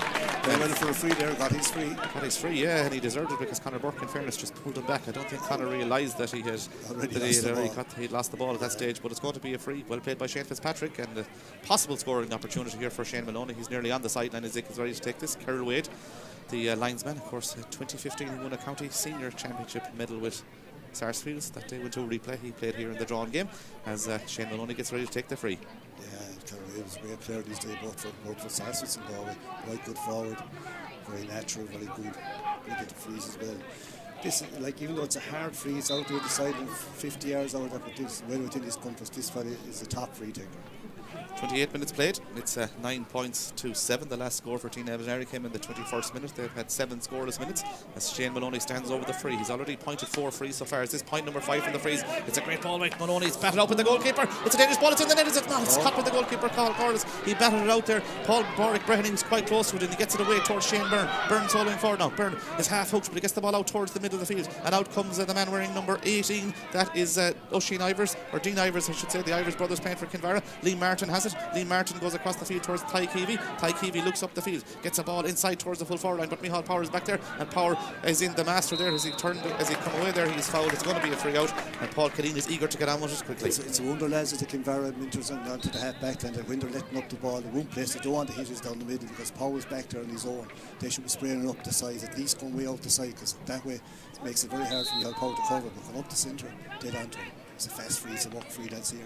Good free by Micheál Power over to the far side of the field. Brehenny's out in front of his man. Brehenny has it. Brehenny lays the ball off to Ben Moran. Moran off the right hand side comes inside. Plays the ball across the field to Johnny Connery, who tries to get the flick on it. But back there goes Dean Ivers for Kinvara. And Dean Ivers is coming away from the corner back position. Dean is half hooked, but he gets the ball out towards the middle of the field to Aidan O'Hanrahan. O'Hanrahan first times off the left hand side. Gets it inside towards Keane Pine, who got the last point for Kinvara. Gary McHugh goes there as well. They're both pulling the ball. Keane Pine has it in his hand. He runs into Conor Whelan. He gets the ball off to Dara Hellebert from the sideline. Hellebert goes for a score. But I can tell you it's going the wrong side of the post if it goes wide, because out comes the goalkeeper, Brendan Lynch again. But it eventually does go wide, and that's 4 wides apiece. Yeah, like the Cooney again, like he came out there, no need for him to come out, because like, the backs were underneath, the defender got a touch, they could have gone anywhere, but get away with it. Yeah, 4 wides apiece, 9 points to 7, 29 minutes played. We won't have too much extra time. You would think at the end of this half. Up they go for it. Conor Burke takes it out of the air, and Conor Burke has it now for Kinvara. Gets the ball back towards the midfielder Liam Martin. There'll be 2 minutes additional time here as Liam Martin is in possession. Scoops the ball off towards Conor Whelan on the 45 metre line. Conor goes one way, decides to hand pass the ball back to Martin again, but Martin's first touch sets it down. It's picked up by the other number 9. That's Ben Moran. Ben Moran out towards Paul Killeen. He can't pick it up, but Killeen does eventually get there in the second attempt. Bursting forward for Tynagh is Paul Killeen.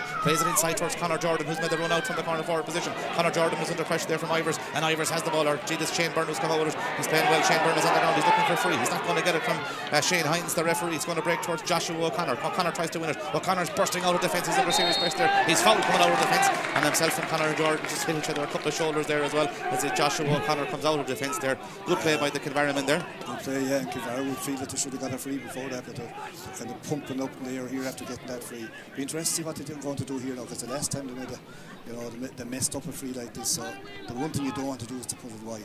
Yeah, Shane Byrne is okay. He's up. Joshua O'Connor has taken the free.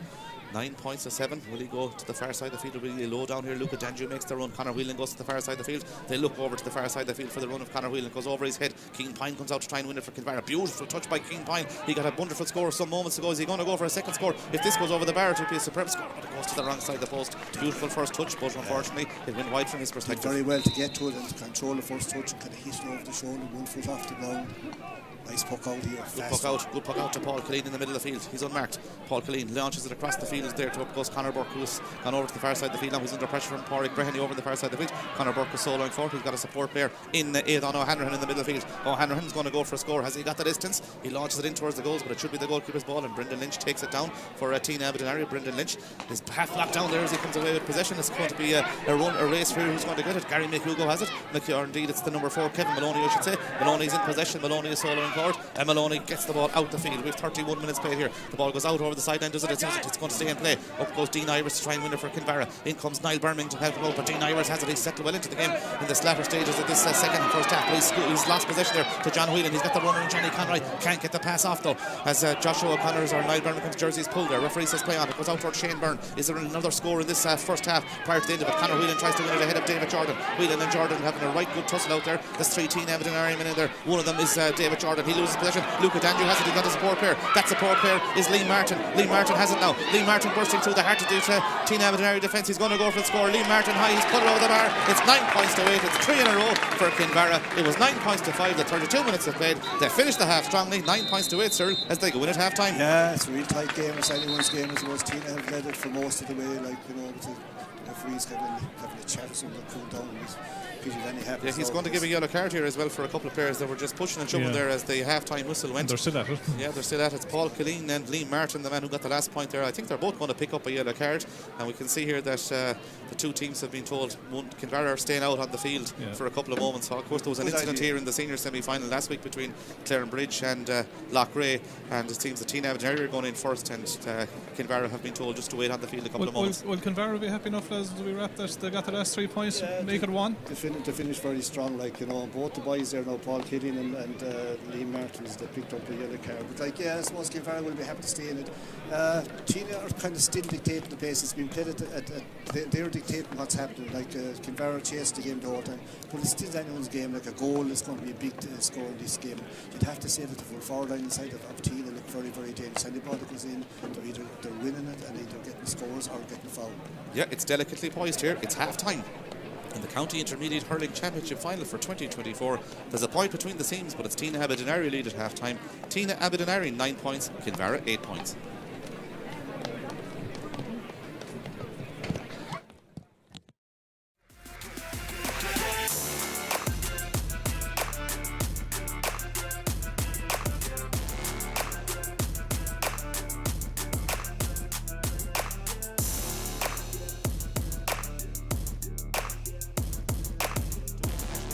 to win possession. He's a speedster in this inside line. Michael Curtin off the left hand side. Is this the first score of the day? Michael Curtin high and Michael Curtin over the bar. Look. 3 different free takers is interesting. Yeah, it sure is. Johnny Conroy, the giant captain, picks it up for Tynagh Duniry. He was the source of 3 points. The last day he's put it between the posts. Johnny Conor Whelan, brilliantly taken out of there by Whelan. Off to Aidan O'Hanrahan. This will be a good score if it goes over the bar. Aidan O'Hanrahan goes for the score. He's put it between the posts. Made by Conor. Right towards Pádraig Breheny. Breheny lets the ball bounce off his hurt and he gets it into his hand at the second attempt off his left hand side. He goes for a score. Pádraig Breheny high. Pádraig Breheny will touch in there by John Durbin. Durbin takes on his man. Durbin is fouled by Shane Byrne there. He's on an advantage. He's going for a score. It'll be a great score if he puts it over the bar. And John Durbin, the ball breaks into the path of Micheál Power. His first touch shuts him down. It's picked up. There's no one in the goals. Curtin over the shoulders. It's gone over the bar. Would you believe it? Brendan Jordan his man now. Jordan has it. Jordan tries to dodge past his man. He does dodge past his man. He's going to go for a score. Conor Jordan high and Conor Jordan over the bar. Niall Birmingham back to Gene Ivers and he's blocked down there. The ball is going to break into the path of Johnny Conroy. He's warming up for a shot. He's warming up for a score. Johnny Conroy finds Conor Whelan. It's 9 points to 5. They need a score here. Conor Whelan is in possession. Conor Whelan off the right hand side goes for the score. Conor Whelan high and Conor Whelan puts it over the bar. Keane Pine has it now on the 45-metre line. He takes on his man. He goes past his man. That's Gary McHugo. Pine is on an advantage. Will he put it over the bar? Keane Pine high. Keane Pine over there. That's a poor player. Is Lee Martin. Lee Martin has it now. Lee Martin bursting through the heart of the Tynagh Duniry defence. He's going to go for the score. Lee Martin high. He's put it over the bar. It's 9 points to 8.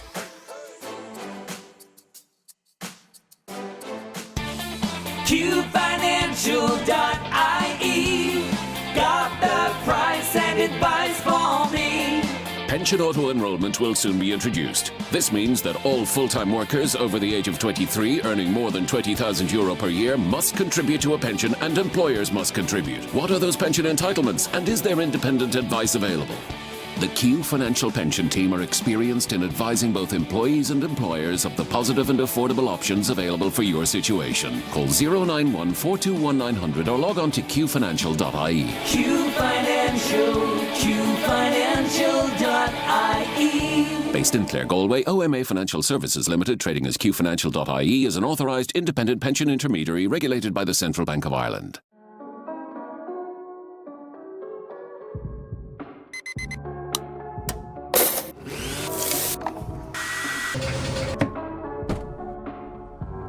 We redefine your relationship with energy, save you money, and get you on the path to a cleaner, greener future. JFW Renewables, your nationwide solar energy specialists. Call us today for a greener tomorrow.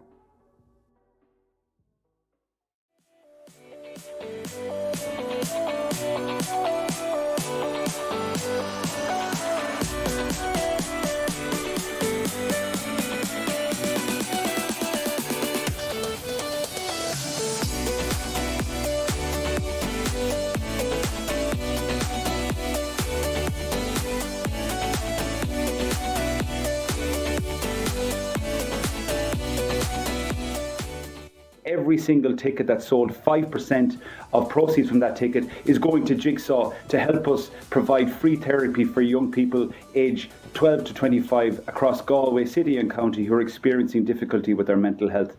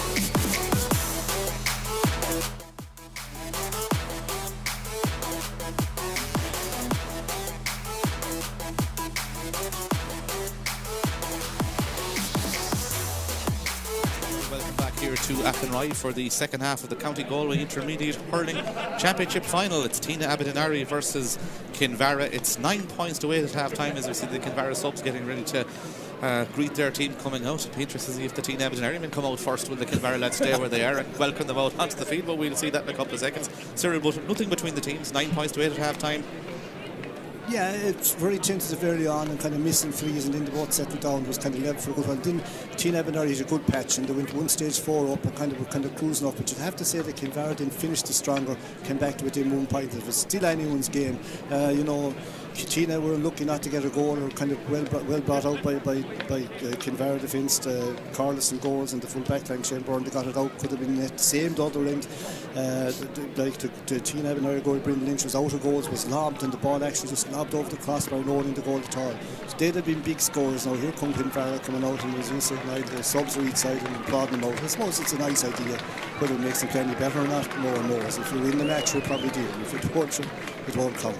Yeah, it's 9 points to 8 at half time. Kinvara are out on the field. They'll be happy in the sense that they finished the half strongly with the last 3 points. Yeah, like it can be often the way, like a team coming just 2 or 3 minutes to go, gone into injury time the first half, and get caught for a few late scores, and they can count a big lot in the second half. Like as you know, Niall, a point in hurling is nothing. And Kinvara being kind of underdogs coming in, and the young team coming in, they're getting a little bit more confident as the game goes on. I suppose a little bit more pressure on Tynagh, but yet at the same time, Tynagh Abbey anytime goes into that full forward line, very, very dangerous. If they don't score direct or being kind of pulled down, they have the legs. They seem to be able to get out in front. It'll be interesting to see. Will Kinvara still kind of will they play the same way? Will they kind of try to bring back, mark up Johnny Connor, who started very well, has been marked now, and Conor Whelan, I suppose. They're kind of over-relying on the sense that they're playing him everywhere, and he's been doubly marked. You have David Jordan on him, and you have Powell back there as well, so it's a tall ask for him. Yeah, Tynagh Abbey are now back on the field as well, and big half coming up here for both sides. We see Shane Fitzpatrick heavily strapped as he goes into the full back line there for Tynagh Abbey, guy who obviously has had a good campaign for them. And it'll be interesting to see, as we said, sir, how things go at the start of this second half. Teams getting back into position for the second half of the intermediate final. Of course, if the sides finish level, we will go to a replay. We saw the intermediate football final between St Michael's and Caltra finish level yesterday, and there's only a point between the sides here as the mentors on both sides are coming across the field as Shane Hines gets ready to start the second half. It's delicately poised, Earl, and all to play for. Yeah, all to play for. Even the throw-in, it's very vital. Like the first score to can settle someone up. Be interesting to see who actually wins the throw-in. They're all lined up. It's unusual. It's great to have 6 forwards and 6 backs. The way it is at the moment, you'll probably find it's going to change. Yeah, the game is on. The second half is underway of the County Intermediate Final as Tynagh Abbey who come away with possession first from Niall Maloney. Inside towards the full forward line, looking for a Conor George in there, but Shane Byrne does well for Kinvara. Shane Byrne is in possession now for Kinvara. He's fouled there coming out of defence. He's a solid performer at full back, it must be said. Yeah, and he's played well all year. He's kind of settled down into it. It's a tough position off to play in there because you mightn't see the ball for a while. If you make a mistake, it's a big one, but he's solid.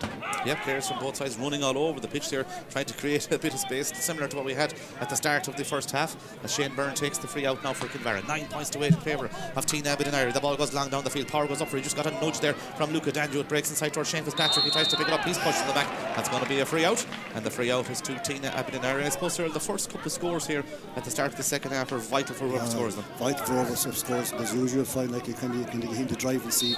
They're hard enough to come by. Every score is kind of vital in a game like this. Yeah, the free is taken by Brendan Lynch. We're on FM and Galway FM as well. 9 points to 8. That ball goes long down the field. It's going to break, and it's a push in the back there, and that's going to be a free out. The free out is to Joshua O'Connor and to Kinvara. The third free we've had since the start of the second half, all in defence. To be fair to Shane Hines is up at the play, and they are frees. He takes the free, he goes across the field looking for Conor Whelan. He has found Conor Whelan over on the far side of the field. 9 points to 8. It's still here at the start of the second half of the county intermediate final as Conor Whelan's flown us forward, tries to flick the ball away from his man, but Shane Maloney gets there. Shane Maloney has it now. Shane Maloney launches it straight into the full forward line. The Tynagh Duniry crowd roar that one in their favour of their team, but out comes Joshua O'Connor. Joshua O'Connor off towards Oisin, or Dean Ivers, the cornerback. He's coming out. It's Oisin Ivers, in fact. He goes right across the field looking for Conor Whelan and David Jordan. The ball breaks in the middle of the field. It's going to break towards Aidan O'Hanrahan. He's trying to pick it up now under serious pressure there from Shane Maloney. Maloney tries to get there. O'Hanrahan tries to get there. Who's going to come away with the shitter? A vital ball here is won by Shane Maloney. Maloney is soloing forward from the middle of the field. He's got 4 points to play. He's winding up for a score from play here. Shane Maloney looking for a score from play. It's high. It's over the bar. Great score by Shane Maloney. It's his first from play. 4 threes and 1 from play. Great score by Shane Maloney. 10 points to 8. Yeah, this fella has the hold and he has the experience down to the right man. It's a fantastic score. A ball that was kind of turned over a few times. Good score by Shane Maloney, 10 points to 8. Puck out, goes over to the far side of the field. They go for it. David Jordan takes the head of Conor Whelan. And David Jordan out of the air, gets the ball forward. Tynagh Duniry coming in with Pádraig Breheny. Pádraig Breheny launches it inside towards the full forward line, looking for Conor Jordan. He just tries to let the ball away from him, but again Shane Byrne does enough, and he gets the ball off to Conor Burke. Conor Burke now trying to come out of defence, back to Shane Byrne. Shane Byrne off towards Joshua O'Connor. O'Connor has got a support player in Niall Birmingham, and Birmingham is working out of defence. Birmingham off the left hand side, looks for Michael Curtin. Got 2 good points early on. He's under pressure there. The ball has gone out of the line. It's a line ball on this side of the field, and it's a line ball to Tynagh Abbey Duniry. Yeah, like he kind of got a nudge there, lucky enough. Like, it's gone out over the line here. Shane Maloney come to take this. And like Kinvara played good ball there out of defence, like 3 nice little slip passes, and very unlucky here to give this line ball away.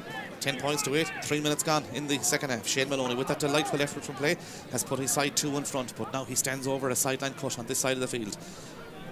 Yeah, he's capable of driving this up around into the square because like he's good at them. I can't see him going short. He'll go for distance. Shane Maloney with the first sideline. This player's running either way. He looks towards Paul Killeen. Paul Killeen, will he get there ahead of his man? That's Tynagh Heavey, or Lurkan Tynagh Heavey it is. Tynagh Heavey tries to go down it. Aidan O'Hanrahan has it.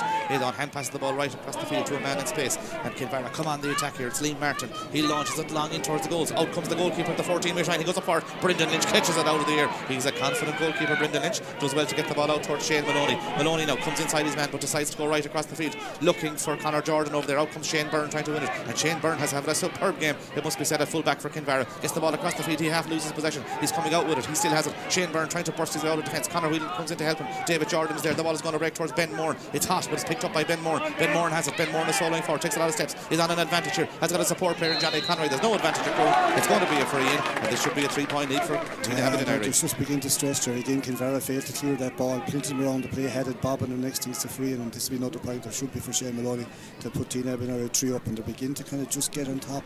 Very little ball going into the full forward line now in Kinvara. It's all kind of coming, say, into the scoring here in the scoreboard in, so this should stretch them again. Here is the free to the something's going on something here. going on, Sean, here is there? Just a bit of getting to know each other in the field, nothing major at all. Okay, here comes the free. The free is to Shane Maloney as Shane Hines is going into, he's the card out. I think he's going to look for a player here, maybe from, is it from both sides, or is he looking for one player in particular? He's looking for the Tynagh Abbey Duniry cornerback. That's Kevin Maloney who's picked up the yellow card. So there must have been more than we thought. Yeah. Well spotted, Sean. As this Johnny was on the ball, the cameraman there. On the ball he was. Okay, as here comes Shane Maloney with the free. It should be another point for Shane Maloney, you would think. It's 10 points to 8. Shane Maloney will take the free for Tynagh Abbey Duniry. This is a chance to put his side 3 points in front. There were 9 points to 5 in front at one stage in the first half. It's now a chance here for Shane Maloney to stretch his side into a 3-point lead. Shane Maloney with the free, launches it high, and he launches it over the bar, and he hits them beautifully, doesn't he? So just above the crossbar, and well struck, 6 for him. He's been a great free taker all his life. Reminded me always of a young Owen Kelly when he started off taking frees. Very, very natural and very, very good. Kinvara need a score now to stay in the game. Shoulder saw Tynagh Nacara lead Clarebridge by a point in that intermediate Camogie, or the senior B Camogie final. And the replay, a free there on Luca Danger. He's been fouled, and it's a scoreable opportunity here. Dara Hellebert will take it, and as you said, sir, Kinvara need a score now. I had to do, because they're just kind of going over the game a little bit, and Tynagh kind of getting well on top. So, they need that score. Yep, they sure do need the score as he gets ready to take this for his side, and it's a scoreable opportunity for Dara Hellebert. Dara Hellebert will take the free now for Kinvara. He has got 2 scores so far, both from the place ball. This is a chance for his 3rd score of the day as he stands over this free. Yeah, there's been pressure on him because they really need him. Here comes Dara Hellebert with the free now for Kinvara. Dara Helibert, he needs a score here for this. Dara Helibert puts it high, he's put it off the post and wide, would you believe it? It's gone to the wrong side of the post. 6 wides for his side. It was really needed, it kind of kept going, it hit the post, it was going out the whole time, like, from the minute he hit, just got that bit to the left. Brendan Lynch will take the puck out for Tynagh Abbey. He goes straight down the middle. There's Kinvara coming out with Tynagh. He drops the ball out of his hand, goes back to pick it at the second attempt. His brother Lorcan is injured, can't play today. As Tynagh solos forward, he's got a support player inside him. That's Liam Martin. Liam Martin has it now in the middle of the field for Kinvara. Liam Martin goes back the field towards Conor Burke. Conor Burke looks up the field, gets it inside towards Michael Curtin, who's got the run on his man again. Michael Curtin though can't win possession. This one by the cornerback. That cornerback is John Whelan. Whelan gets the ball back towards Kevin Maloney. Is it back there on the bench? Micheál Power out towards Shane Fitzpatrick. Fitzpatrick off towards Kevin Maloney again. Under serious pressure that the ball is going to break. Who's it going to break towards? It's going to break towards Micheál Power. He loses possession. Luca Daniels there. The goalkeeper comes out. It's won by the cornerback again. And out comes Kevin Maloney, the man who picked up the yellow card. He loses possession there. Conor Whelan puts him under pressure. There's a guy without a helmet. I think that's why the play is stopped there. But Tynagh Abbey lucky and fortunate again just to get away with that one. Just getting lucky little breaks. Like the breaks are going the way, because if that went Kinvara's way again, they were in on top of goal. Brendan Lynch loves coming out there, doesn't he? He's confident goal. To be fair, he's having a good year, but like it give you a little bit of heart attack now and again. But he's still a good one. Has a lovely clip on the ball, but they are getting the little breaks at the moment anyway. 11 points to 8. It's won by Niall Maloney, who wins the throw-in. Niall Maloney put under pressure there. Luca Danjo picks it up. The youngster for Kinvara is in possession. Luca's going to go for a score. It'll be a great score if it goes over the bar. It's a superb effort by Luca Danjo. He puts it over the bar. His first score of the day. It's now 11 points to 9. Good score for Kinvara. He picked a good one to do, because that's an impossible shot altogether.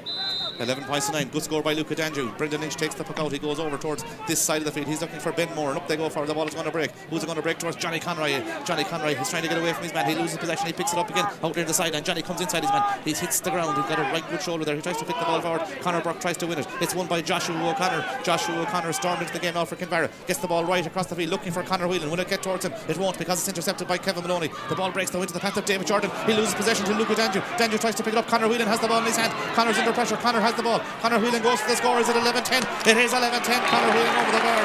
A second point for Conor Whelan in this game. It's 11 points to 10. And when we said that Kinvara needed scores, they've got 2 in a row. Got through a little burst, got him going again, like again, it fails to the right man there on Whelan. Dangerous when he gets it. The defenders losing the ball coming out in both instances, lads. Yeah, as that ball is poked out over to the far side field by Brendan Lynch. Up they go forward. Brilliantly taken out there by Paul Killeen. Lays the ball off to Shane Maloney. This will be a good score in response. Maloney goes to the score. High by Shane Maloney. He's gone to the wrong side of the post. 5 wides for Tynagh Abbey. 6 for Kinvara. Under pressure there now. He's been kind of hooked. He's been blocked and hooked by 2 Kinvara men. Stayed with him well. Brilliant catch though by Paul Killeen over the far side of the field. It is 11 points to 10 as the ball is popped out to this side of the field. Up they go first. Dara Helibert tries to win it. The ball breaks in the middle of the field. It breaks to Ben Moore, who's come deep. His first touch sets him down though. He's under pressure now. He loses possession. In comes Niall Maloney to help him out. Aidan O'Hanlon is also there. Ben Moore tries to pick it up again. The ball is loose. It's going to be picked up by Micheál Power. Power has it. He's fouled there surely. Referee says play on. Micheál Power tries to burst out of defence. He's in possession. Micheál Power has the ball. Gets it off towards Niall Maloney. It's a pressurised effort though, and the ball is going to be picked up by the cornerback Oisin Ivor soloing for it. Oisin trying to get away from his man. Oisin is in possession. He's soloing now. We saw him do something similar in the semi-final. He flicks the ball off towards Liam Martin. Martin has got Conor Whelan inside and he's fouled. It's going to be a green, and it could be the equaliser shot. It could be the equaliser, and there's a bit of a drive about Kinvara in the last few minutes, isn't there? I mean, a bit of a zip coming into them there, like Maloney got the first 2 points of the second half to put them into 11-8 lead, but since then Danube and Conor Whelan put over 2 very good scores, and you know, if they level the ball game, what are we at? 10 minutes in the second half, it's anyone's game, isn't it? Yeah, you'd have to say great pressure there, because both them times there, Sean, the last 2 or 3 clearances, Tynagh Abbey had the ball, were kind of crowded out, blocked, stopped, and Kinvara had kind of got a free out a lot in here now that should have been cleared, so there's pressure on Tynagh now. And Tynagh Abbey are going to the subs bench as well, Sean. I see there's 2 players coming in there. 14, Thomas Murphy is one of them. Yeah, and it looks like Patrick McHugh could be coming in as well. Yeah. Thomas Murphy was the guy that got the goal in that semi-final. He's been getting a goal all year. Yeah. That's his kind of his forte. That's his kind of calling. They take one now, I tell you, if he got one. He's kind of a lucky supposed to be left out, but he will feel that he'll score, and he's a confident player. So Thomas Murphy about to come on. They call him Story. He'll be writing a story for himself here. I'm sure he'd like to write one, as this is going to be a free into Kinvara, a chance to equalise the ball game. Thomas Murphy, wearing number 14, comes in place of the number 9, Ben Moore. So Thomas Murphy is in for Ben Moore for Tynagh Abbey. This is a scoreable opportunity. Liam Martin is totally unmarked. Quick free is taken, but the referee says hold on there. Number 9. Substitution has taken place, yeah, but it's still a scoreable opportunity here for Dara Helibert. 11 points to 10. 11 minutes gone in the second half. Dara Helibert stands over the free just on the 45-metre line. getting into the town end here in Kenny Park in Athenry. Yeah, it's well within his way. He tries 35-40 years out straight in front. If he does his technique right, it should be over the bar. He's looking for his third score of the day. 2 frees so far for Dara Helibert. He takes the free, he's put it high, he's put it between the posts. The sides are 11 in the county intermediate final. It's 11 points apiece, 3 in a row for Kinvara. Yeah, 19 minutes to go. Anyone's game. 12 minutes gone now as Brendan Lynch gets ready to take the puck out. 11 points apiece. Brendan goes over to the far side of the field. He's looking for Killeen again over the high ball. He's got the second one out of the air, and the runner again is Shane Maloney. Shane Maloney tries to flick the ball away, but Joshua O'Connor gets there for Kinvara. Joshua O'Connor has it. Joshua soloing forward now, tries to get away from Johnny Conroy. He's put under good pressure, breaks into the path of the corner forward. That corner forward is a John Dervin. He got a point in the first half. He's got Johnny Conroy outside him. He's still trying to find a support player. He just to find that support player in Niall Maloney. Maloney soloing forward now. He scoops the ball inside towards the full forward end, looking for Pádraig Breheny, but in comes the corner back, and the ball breaks into the path of Shane Byrne. Shane Byrne is soloing out of defence. Good defensive play there by Niall Birmingham, I think it was. He got the flick in there. The ball goes out the field towards Conor Whelan. Whelan tries to get away from David Jordan. Whelan is in possession now. He's taking on David Jordan. Whelan has the ball, but Jordan stands up. The ball goes out of the line, and it's a line ball there as Michael Helibert gives the thumbs up there, so to speak, to Conor Whelan. Just gives him the pat in the back, but great defensive play, it must be said as well, by David Jordan. Yeah, both of them, to be fair to Whelan, he's trying very hard, as to be fair. He's bursting the good for Kinvara, to be fair to him. Look at this anyone's game, it's really livened up now with even Stephen and Jordan did well to get back there, a little flicking and so. They're having a fair old battle, it must be said, aren't they? Yeah, it's all hurling, great stuff. Ball goes across the field from Dara Helibert, tries to pick out Liam Martin. Martin has it. Liam Martin goes to the score, but it's going to go to the wrong side of the post. And will Brendan Lynch keep it in play? He will keep it in play. Could have let it wide, but he keeps it in play. Brendan Lynch is in possession. Brendan Lynch gets the ball down the field. Ty Keevy's in front of his man Paul Killeen though, and Ty Keevy has it, but Killeen comes from behind him and just flicked the ball away, and Killeen goes down on the ball over the far side of the field. Killeen tries to get away from his man, but Heavy did well again, and the ball breaks into the path of Keane Pine. Got a point in the first half, plays the ball inside towards the full half forward line. Conor Whelan tries to win it. The ball breaks into the path of Michael Curtin. Michael Curtin has it now. He's under serious pressure there. Is he on an advantage? He loses possession. It's picked up, and Tynagh did well, and the ball is cleared down the field by Niall Maloney. Inside towards Thomas Murphy in front of his man. Thomas Murphy has it, his first touch since he's come on. Thomas Murphy goes for a score over the shoulder, but this one goes to the wrong side of the post and wide. That would have been some introduction. But you see, he's like that, like he's confidence player, like he's been having a great year. He will go for scores the whole time once he gets a chance. Niall Birmingham's deployment back into that defence has worked from a Kinvara point of view, hasn't it? It has, big time. Yeah. Since they did it, Sean, halfway through the first half, he's kind of got the grips with the situation. 14 minutes gone in the second half. The sides are still level as this puck out comes from Cathal Corliss. He goes long down the field. They've been level 3 times. The ball is going to break. It's going to break towards Tynagh Abbey and Ariman. Is it Shane Fitzpatrick? It is. Shane Fitzpatrick with that heavily strapped hamstring over there comes away from defence, plays a lovely ball out towards Pádraig Breheny. Pádraig Breheny gets the ball inside towards the full forward line, but Joshua O'Connor is there. Joshua should get there in front of his man. He does get there. He's got Niall Birmingham in support. He picks out Niall Birmingham. Birmingham tries to go past Pádraig Breheny. Birmingham takes the shoulder, goes back the field again, and picks out Dean Ivers, the cornerback. Ivers looks up the field, tries to play the ball across the field, but it's intercepted by Niall Maloney. Maloney has it. Tynagh have numbers here. Is this the score for Niall Maloney? He's put his side in front. Niall Maloney high. He's put it to the wrong side of the post, and that's why he'll be disappointed with it. And the let-off, as Cyril says there. Could have been after that ball is across the pitch. Very, very dangerous ball. Niall Maloney got onto it. Could have been a score, but it isn't. It's still on 14 minutes gone, 11 each. 11 points apiece as the ball is pucked out down the field.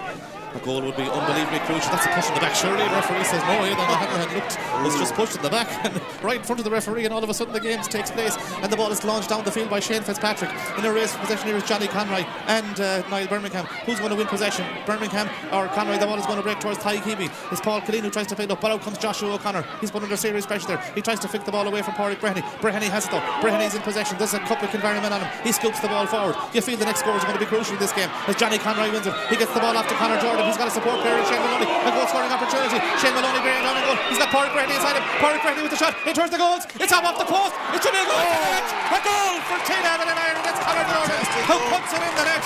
Conor Jordan, number 13, puts it in the net. It's 111 to 11 points. But Kinvara will probably feel aggrieved that maybe Aidan O'Hanrahan was pushed in the back. Well, he was pushed in the back, but that's the way it goes. A lucky break got down. Great play by Maloney, by Pádraig Breheny. The ball came back. Breheny shot came back off the goal post. And Jordan blacked into the back again. This puts Tynagh now in the driving seat. 111 to 11 points. We said a goal could be crucial. They've got the goal. Tynagh Abbey and Micheál Power is coming out of defence. Micheál Power lays the ball forward towards Niall Maloney. Maloney has it now. Maloney is soloing forward. Niall Maloney for Tynagh Abbey and go for the score. Niall Maloney high and puts it over the bar. A point for Niall Maloney, and suddenly there's 4 between them. 112 to 11 points. Great score by Niall Maloney. You'd imagine that's the break that Tynagh Abbey needed, because they've gone from the 11-11 to 112, gone 4 up within a minute. They've got 4 up, but Sean, when that puck out initially was taken, was Aidan O'Hanrahan pushed in the back?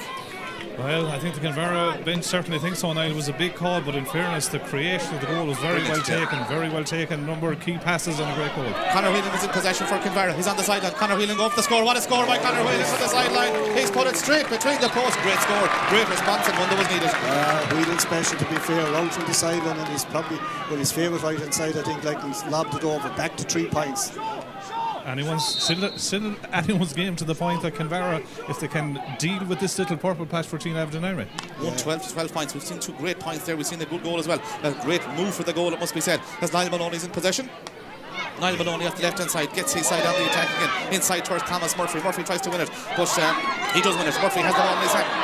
He's a strong man. He's soloing forward. Murphy's got a support player, but good defensive play by Kinvara there. The ball breaks out towards Johnny Conroy though. Johnny Conroy, the team captain, or the joint captain for Tynagh Duniry, goes to the score. It's coming in. It's gone over the bar. Johnny Conroy puts it over the bar. 3 points for Johnny Conroy. He's had a good contribution this game. Good score by Johnny. Yeah, great score there. Quite for a while. That's a vital score. Puts them back up 4 points again. 113 to 12 points. Johnny Conroy puts the ball between the posts. There's 4 in it again. Cathal Corliss takes the puck out. He goes route 1 down the centre of the defence. Up they go forward. The ball is going to break. It's going to break towards David Jordan. Jordan has it now. Tries to get away from Conor Whelan. He can't do so. It's picked up by Darragh Helibert. He's got a man inside him. Darragh Helibert going through. Darragh Helibert over the bar. Great score by Darragh Helibert. We've seen superb points since the goal went in. We've had 4 superb points either side. 2-2. Great score again. The game is really livening up now, and they get scores each from either side. What is it? 113 to 13 in the balance, but Tynagh are still kind of there dictating the pace. Yeah, the sides are level in the camogie as well, by the way. I think it could be gone to that could go to penalties in the next couple of seconds. It's Saltillock the Carrow 112, Clarenbridge 2-9 as that ball is pucked over to the far side of the field. Up they go forward again. Paul Killeen tries to take it out of the air. He's positioned in that half forward line, that wing forward position on that Ty Keevy over in the far side of the field. He's caught a couple of them out over Evie's head, so to speak, as that ball is going to break. It's going to break towards, is it a Kinvara man or a Tynagh Abbey Duniry man? They're going to extra time, I think, in the camogie once again for the second period of extra time, as Joshua O'Connor wins possession. He goes long down the field, but Micheál Power takes it out of the air. Micheál Power bursts out of defence for Tynagh Abbey Duniry, and Micheál Power goes route 1 inside towards Thomas Murphy. Thomas Murphy comes out in front of his man. Murphy has it. He's cut the ball out of the air. He's a huge man. He's going for a score. He's winding up front. Gets it in towards the goals, and it's won by Cathal Corliss. But he's an out ball there, it must be said. Thomas Murphy at full forward. He's got a difference. He's direct. He sure is direct. They're about to go to the bench again with Patrick McHugo about to come in. The ball is going to find its way towards Darragh Helibert. Helibert tries to take the ball up under serious pressure. He has the ball in his hand. He's got a support player in the other hand. He takes on his man. He's fouled Darragh Helibert. It's going to be a free and a scoreable opportunity here, but a difficult one, it must be said. But Helibert did well there. Yeah, he did well to get that ball because he'd been tackled by two Tynagh Abbey Duniry players, but he did well to kind of drew a free. You know, it's a hard one to take. He's out the other side, but it is a scoreable one, and he's on song at the moment. But at the down 3 points. They need to get every chance to get now. Kinvara need to score. 1 goal and 13 points for Tynagh Abbey Duniry. The goal from Conor Jordan. It was a brilliant move up the field. Pádraig Brehony's effort came back off the post, broke out to Conor Jordan, and he pulled in it first time into the back of the net.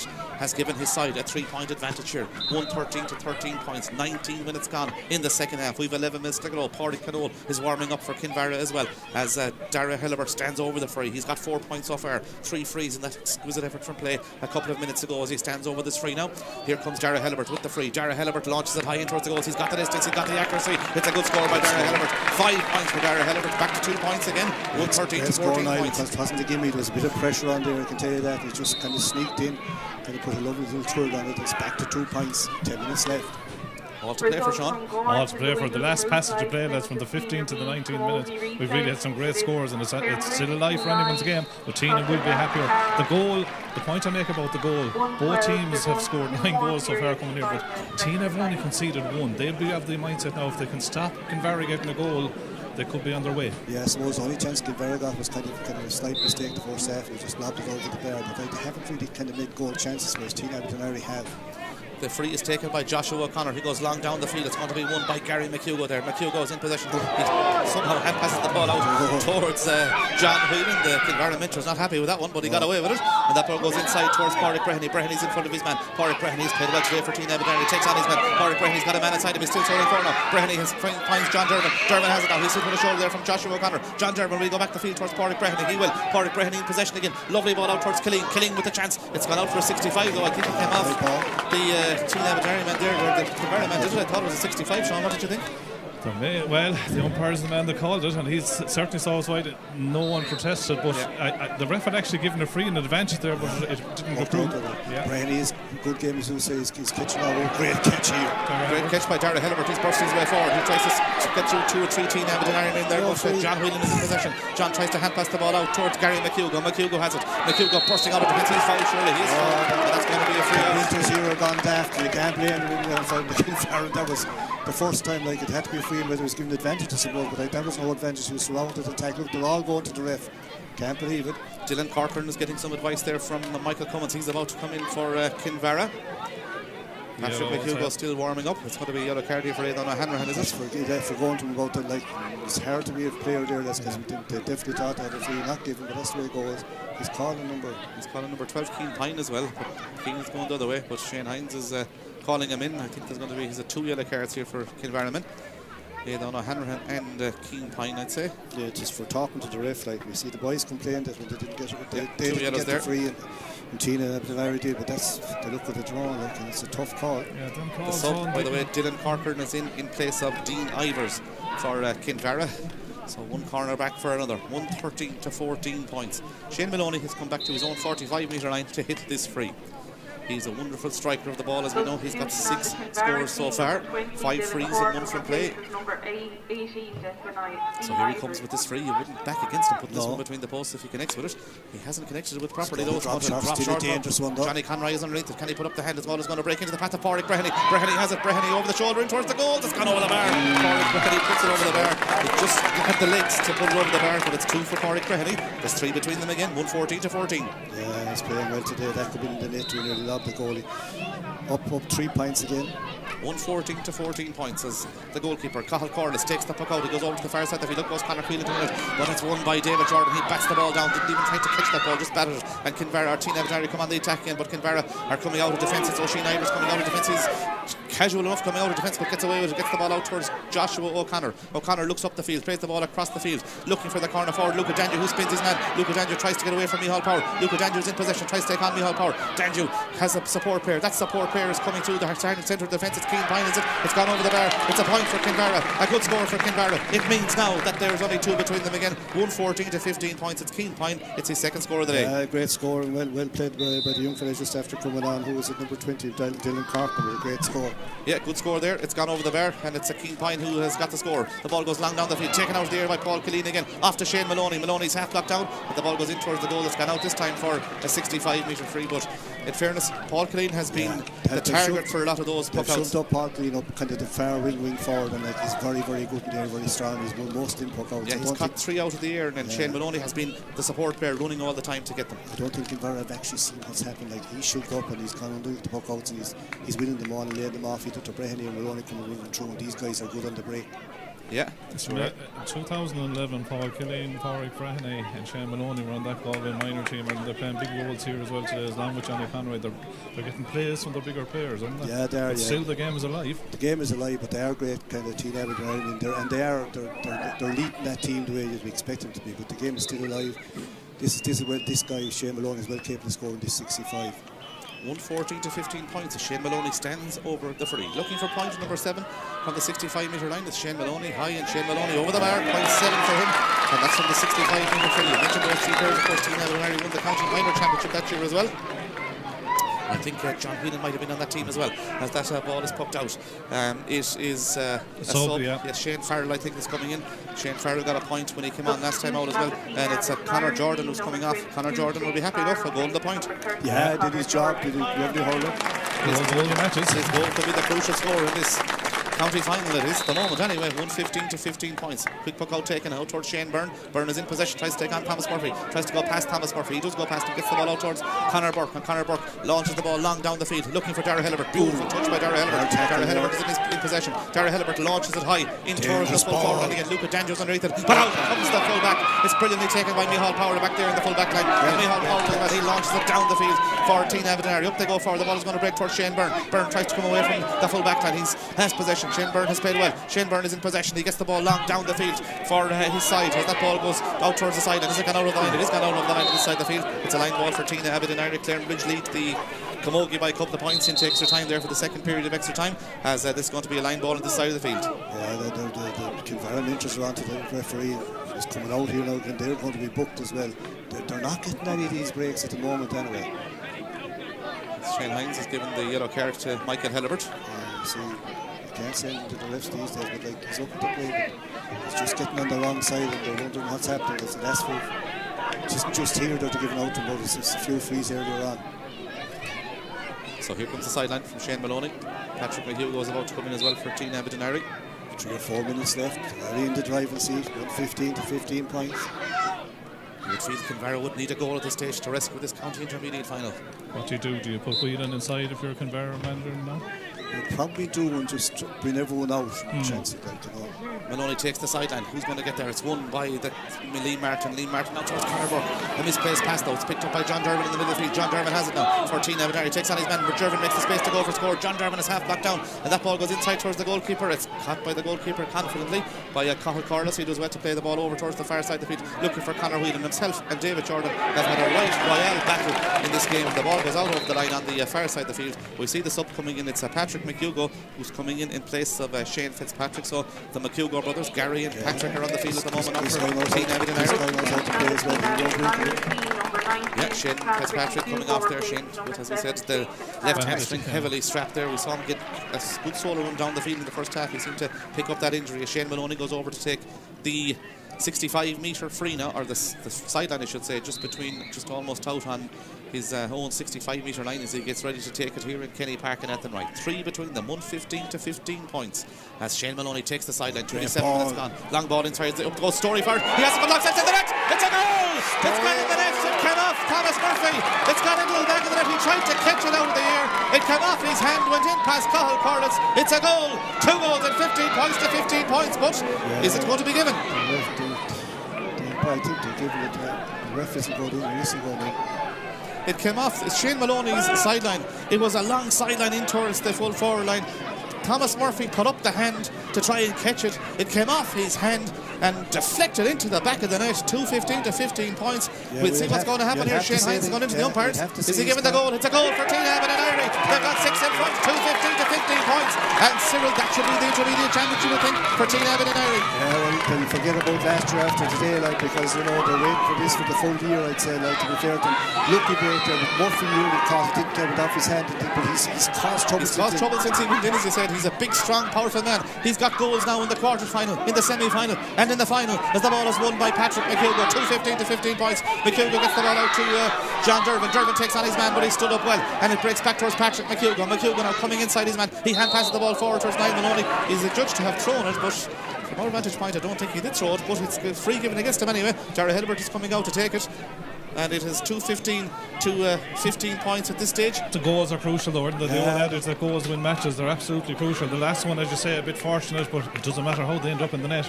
They all count, like, you know, and they're kind of, I suppose they got a lucky break, but they deserve that. Like, they've been living this dream, as we know, since last year when Ballindream beat them. So it's interesting to see. It's interesting to see what will Hellebert do here with this free. Does he lob it in, or does he go for a point? Well, they're down 6 points with a minute or 2 to go. Now there's a few minutes injury time. Dara Hellebert, 6 points between them. He comes out to take this free. Will he put it over the bar, or will he launch it in? He has put it high in towards the goals. It's a danger ball. It goes in towards the goals. It's gone over the bar. A point for Dara Hellebert, and that is point number 6 for Dara Hellebert. 2-15 to 16 points.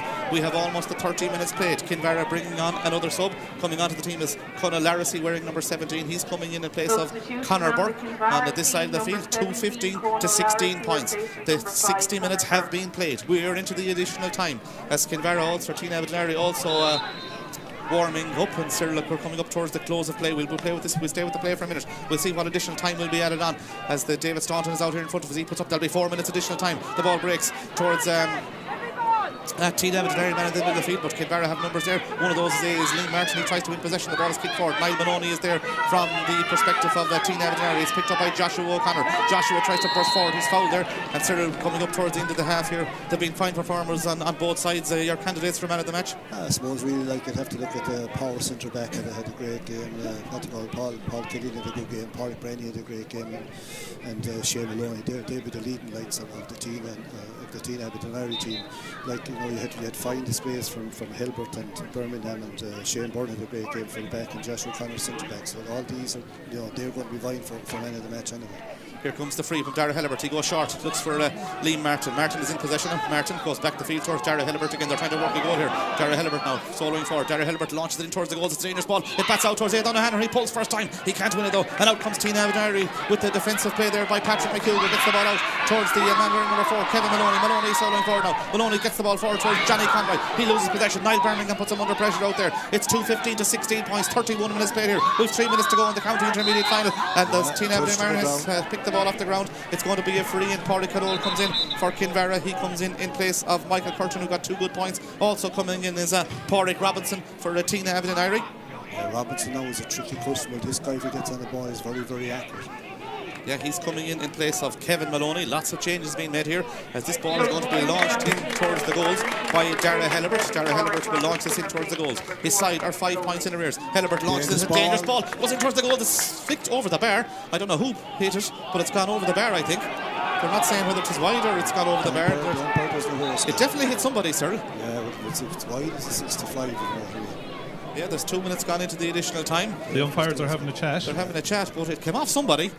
And whether it went over the bar or went outside the post, we'll know in a couple of minutes, in a couple of seconds. I'm not quite sure who it hit, but anyway.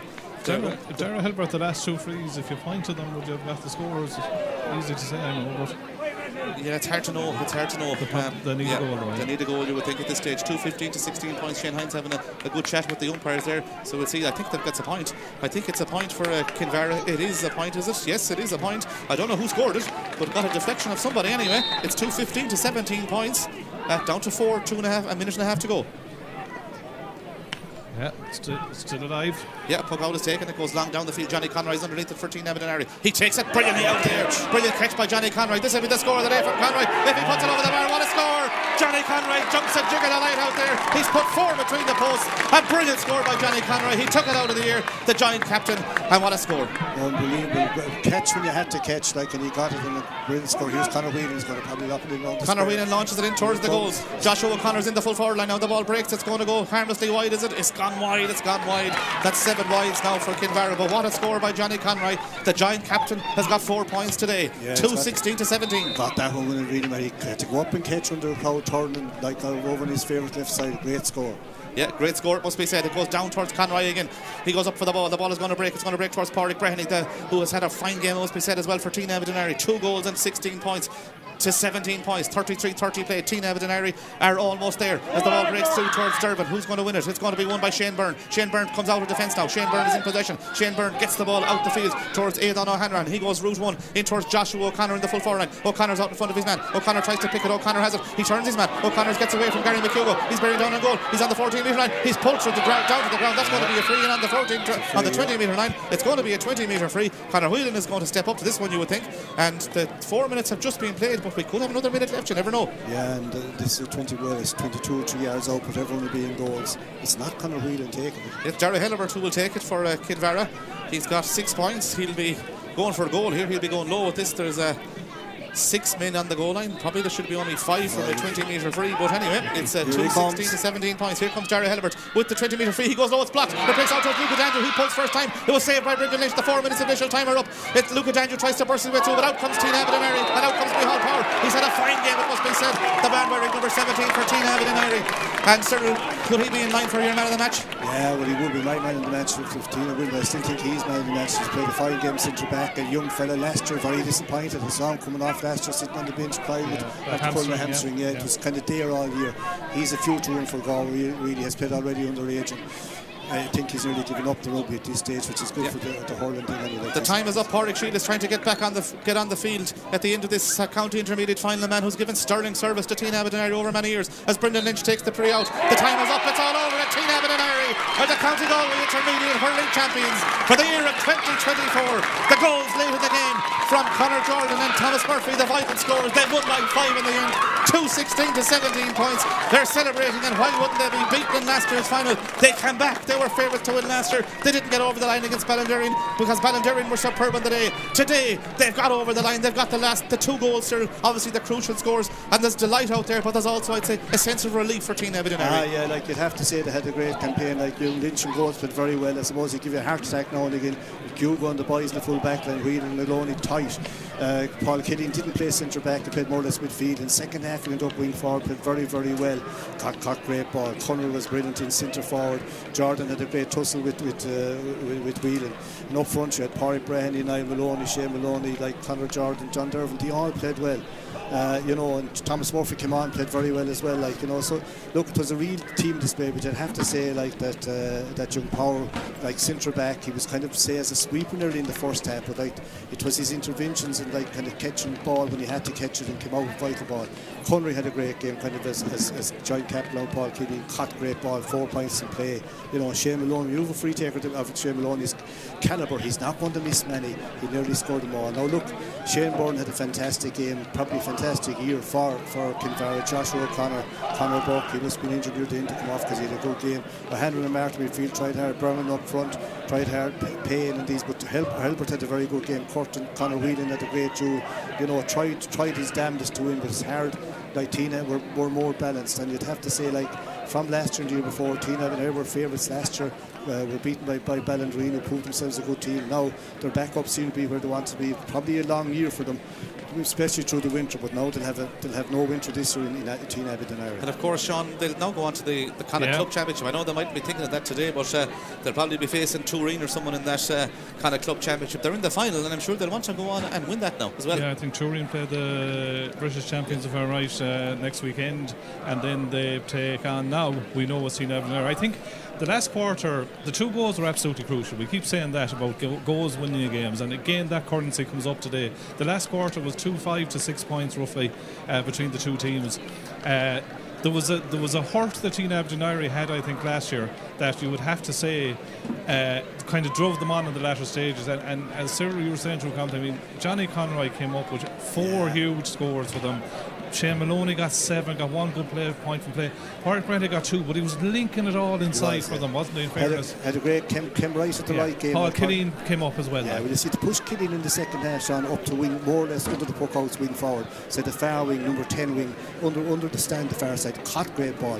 Conroy is good in there, got great scores. When they really needed that last one up there, and you'd have to say Pádraig Breheny probably had the game of his life for Tynagh Abbey Duniry, because he was winning all the ball inside, and he links all the play together. Like it was his shot that hit the post, came back out, back into the net by Jordan, but like up front they were dangerous holder, but you'd have to give great credit to Kinvara. You would, yeah. I'm going to say, they're such a young team. Yeah, they were chasing the game, very young team, very inexperienced, and they kept hanging in. Were hit with the 2 goals, like they were killer goals, but they finished the game very, very strong, which they've done all year. Look, their day will come again. You'd have to say, like, I suppose, I'm not saying you have to lose one to win one, but like they were kind of the new team on the block this year, whereas Tynagh Abbey Duniry from the very start, they were everyone's favourites, really. Yeah, and they've delivered. They got 2-16 to 17 points victors in the end. The 2 goals came in 52 and 58 minutes. Big scores, and I suppose the second one came from Thomas Murphy. He had a fine last quarter when he came in, didn't he? He's a big, strong, powerful man. Well, he's known up there a story, and he's kind of getting a goal or 2 a game, and like he got his one, like he missed a point or 2, but like it was just like up to that stage, like Shane Byrne was having a fantastic game and still had full back, but Dory is big and strong, got his point, got his goal, hit off his hand, but like he was always kind of more of a target man than what they were playing up to that, and probably unlucky not to be picked, but he proved his point, and he'll be happy. He sure will be happy. And a different dynamic too, wasn't he, in the sense that they reversed in the semi where he got the goal against Carnmore, took him off, then brought on Conor Jordan, who got a point in that game. They reversed it today. Smart thinking. Yeah, like, and it just shows you, like, they had everyone today, whereas last year, Sean, we were in that final Ballystone. When you saw young Paul coming off, you kind of felt, oh good God, like, a terrible loss. And I know that Paul Killeen had kind of a broken bone in his hand going into the last game, still had it, like, but played in the last game, wasn't going to give up, like that kind of a guy, played like to his mind over matter. There was pain, but he got over the pain, and again today, like, he proved himself a great leader. Yeah, there you have it. It's 2-16 to 17 points. Tynagh Abbey Duniry are the county intermediate hurling champions. Paul Killeen and Johnny Conroy, the giant captains of the team. They've won their first title since 2009. They won that title when they beat Meath Airport in the final. Today they have won the county intermediate title for the second time, beating Kinvara in the end. They have won it by 5 in the end. last quarter where they outscored their opponents with those 2 goals, particularly prominent from Conor Jordan and Thomas Murphy. It means that Tynagh Duniry are the champions, 216 to 17 points. And you can stay tuned on Galway GA TV for the presentation.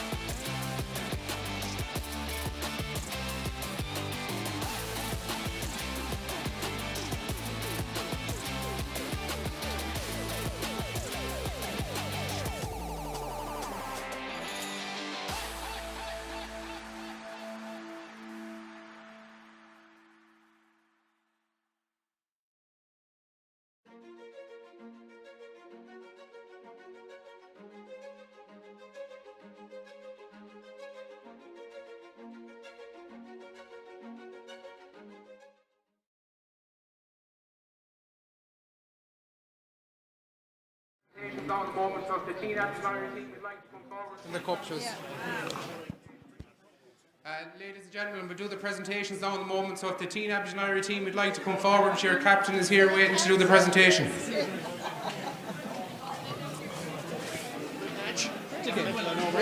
What was a great game? It was a great game. It was a lovely day, yeah.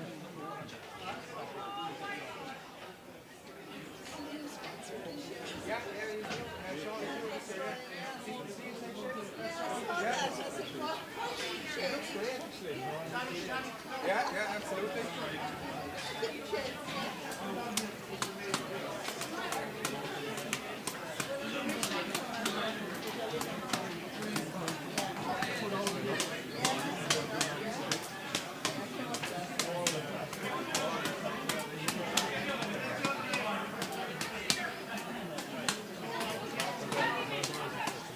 Ladies and gentlemen, just before we begin, a few thank yous. First of all, I'd like to thank everyone on the Kenny Park Committee. The pitch has never been in as good a condition this time of the year as it is this year. There's massive thanks due to that to Johnny Graney, Malachy Hanley, Adrian Mooney, Pat Flanagan and so many more. So we want to thank Johnny and Malachy in particular for the condition of the surface of the pitch. It's fantastic to have it available this time of the year and to have it in such good condition. So a massive thanks to Malachy, Johnny and all the team here in Athenry. As well as that, I'd like to thank our team of officials led by Shane Hines today. Without our officials, we can't have a game. So many thanks to all our officials who have conducted the games throughout the year, both in league and championship. We are indebted to them. Without them, as I say, we don't have a game. So a massive thank you to Shane and all his officials, linesmen, umpires, fourth officials and many stewards here today as well.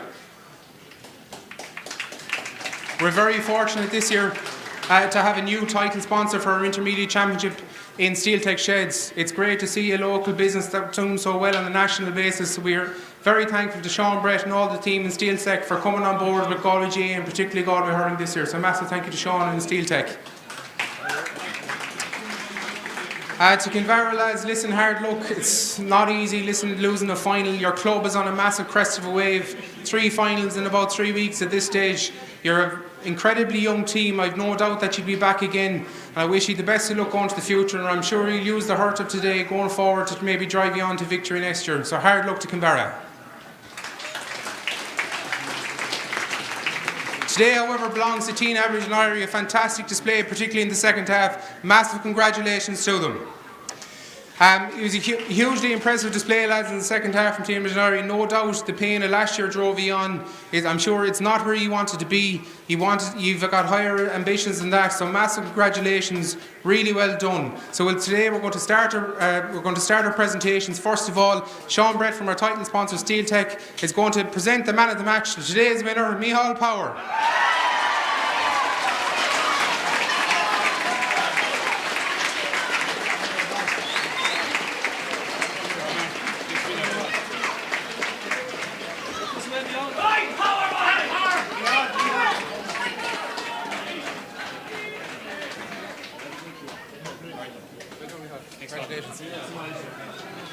And with that, I'm going to ask Adele Silver, daughter of Mick Silver, to present the cup to our joint captains, Johnny Conroy and Paul Killeen.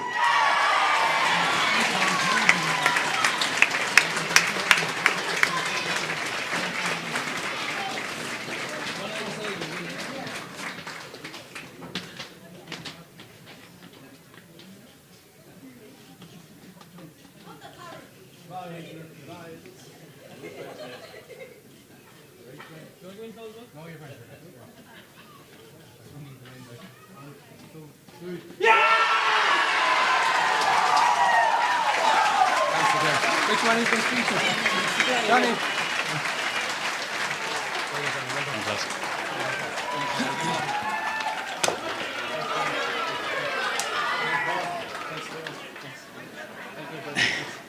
Lads, there's no speech prepared here, there's no sheet of paper, and Paul Killeen's gone quiet for the first time I've ever seen him anyways.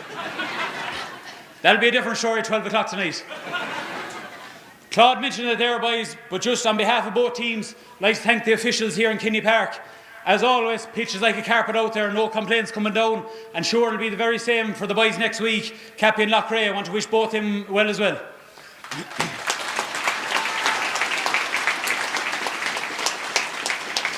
To the referee there, Shane Hines, from a neutral perspective, I'm sure it was a mighty game to watch.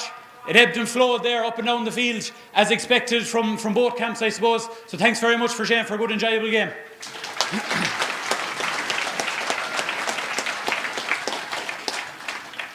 Just, I suppose, to Kinvara boys, we stood exactly where you were this time last year. And anything that I say here today, won't give you any solace. But the one thing I would say is that finals are hard to come back to. But you've youth on your side, boys. The last 2 weeks, we prepared hammer and tongs, video analysis on ourselves. We knew there was a huge challenge coming, and that's what came today. We got a few breaks there today with the goals, and that's what gave us the game for finish. So a big cheer for Kinvara, huge effort.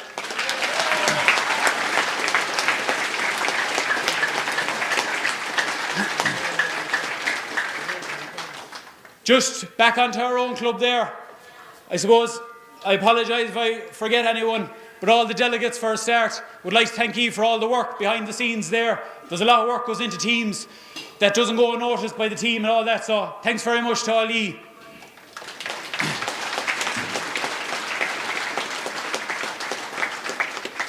To our main sponsor, Inda Margaret and the Lightnet crew, for your continued support. Thanks a million, and to everyone in the 4 corners of the parish. We had lots of fundraisers there throughout the year with Cancer Care West there, and everyone, all the people out on the pitch there, near and far, everyone donated towards that fundraiser, so that doesn't go unnoticed either by the team. So everyone put their hands in their pocket there throughout the last year and that, so thanks very much for that as well.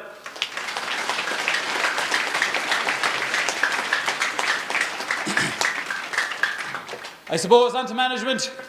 This is where I could take a bit of time now. To all our selectors there, Tom Braheny, Tom Maloney, Liam Hodgins, Ambrose Hodgins. Paul's laughing, he must have a few on his head there. Liam Power, Kevin Devine, our goalie coach. Thanks a million, boys, for all your training throughout the last 2 years. You're absolutely huge. Every team needs a good panel behind them, and that's exactly what we had the last year. So thanks very much.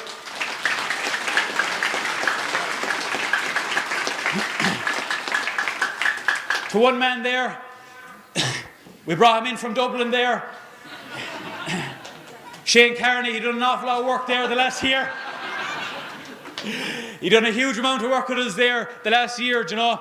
He had guidelines to how to get through games, which I'm not prepared to share with the crowd here today or anything like that. We'll keep that in our circle. But Shane, thanks a million for all your work. We could always go back to your guidelines, kept it simple, and we always looked at them targets before every game. So thanks a million, Shane.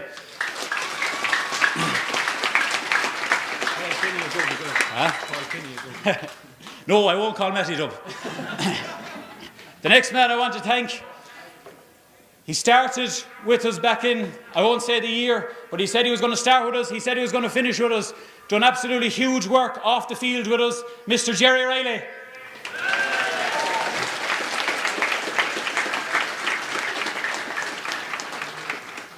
And the last man, I suppose, the last man that steers the ship. If Brian Lohan is God and Clare, then Matty Kinney's the Messiah and Tynagh Duniry.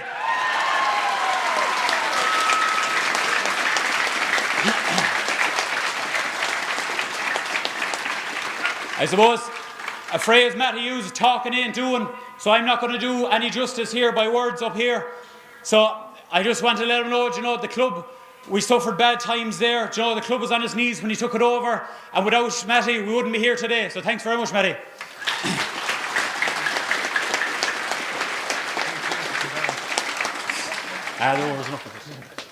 Finally, to our supporters and all the people of Tynagh Duniry.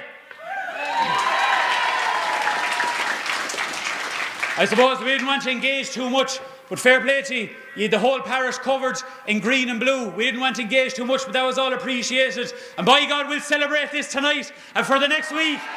See you all back in the parish tonight.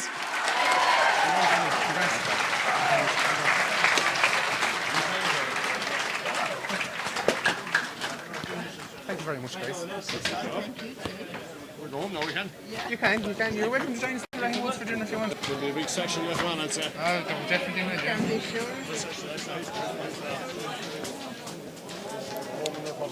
Okay, lads.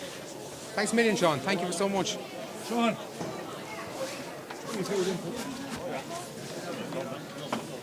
Sorry, sir. Oh, you're all right.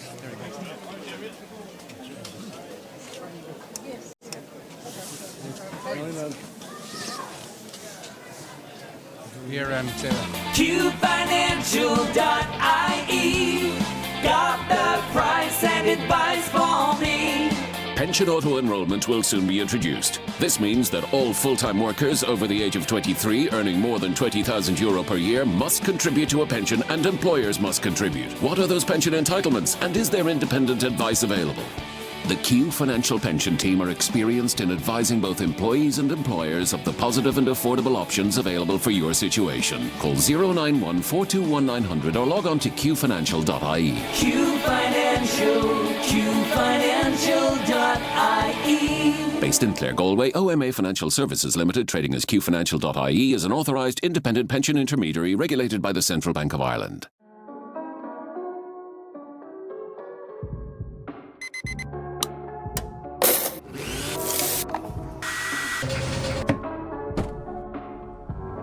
We redefine your relationship with energy, save you money, and get you on the path to a cleaner, greener future. JFW Renewables, your nationwide solar energy specialists. Call us today for a greener tomorrow.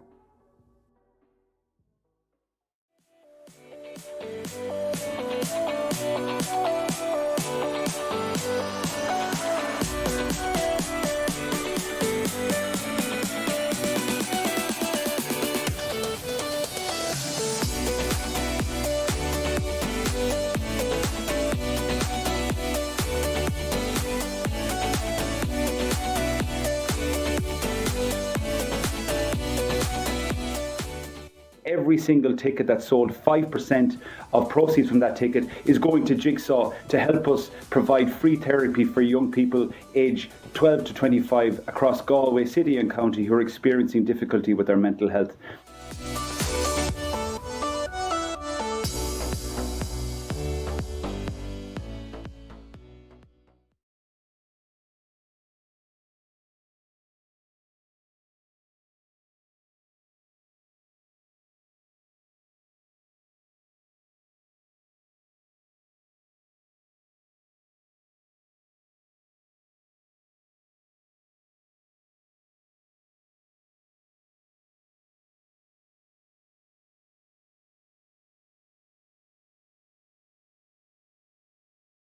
He's a speedster in this inside line. Michael Curtin off the left-hand side. Is this the first score of the day? Michael Curtin high and Michael Curtin over the bar. Look. 3 different free takers is interesting.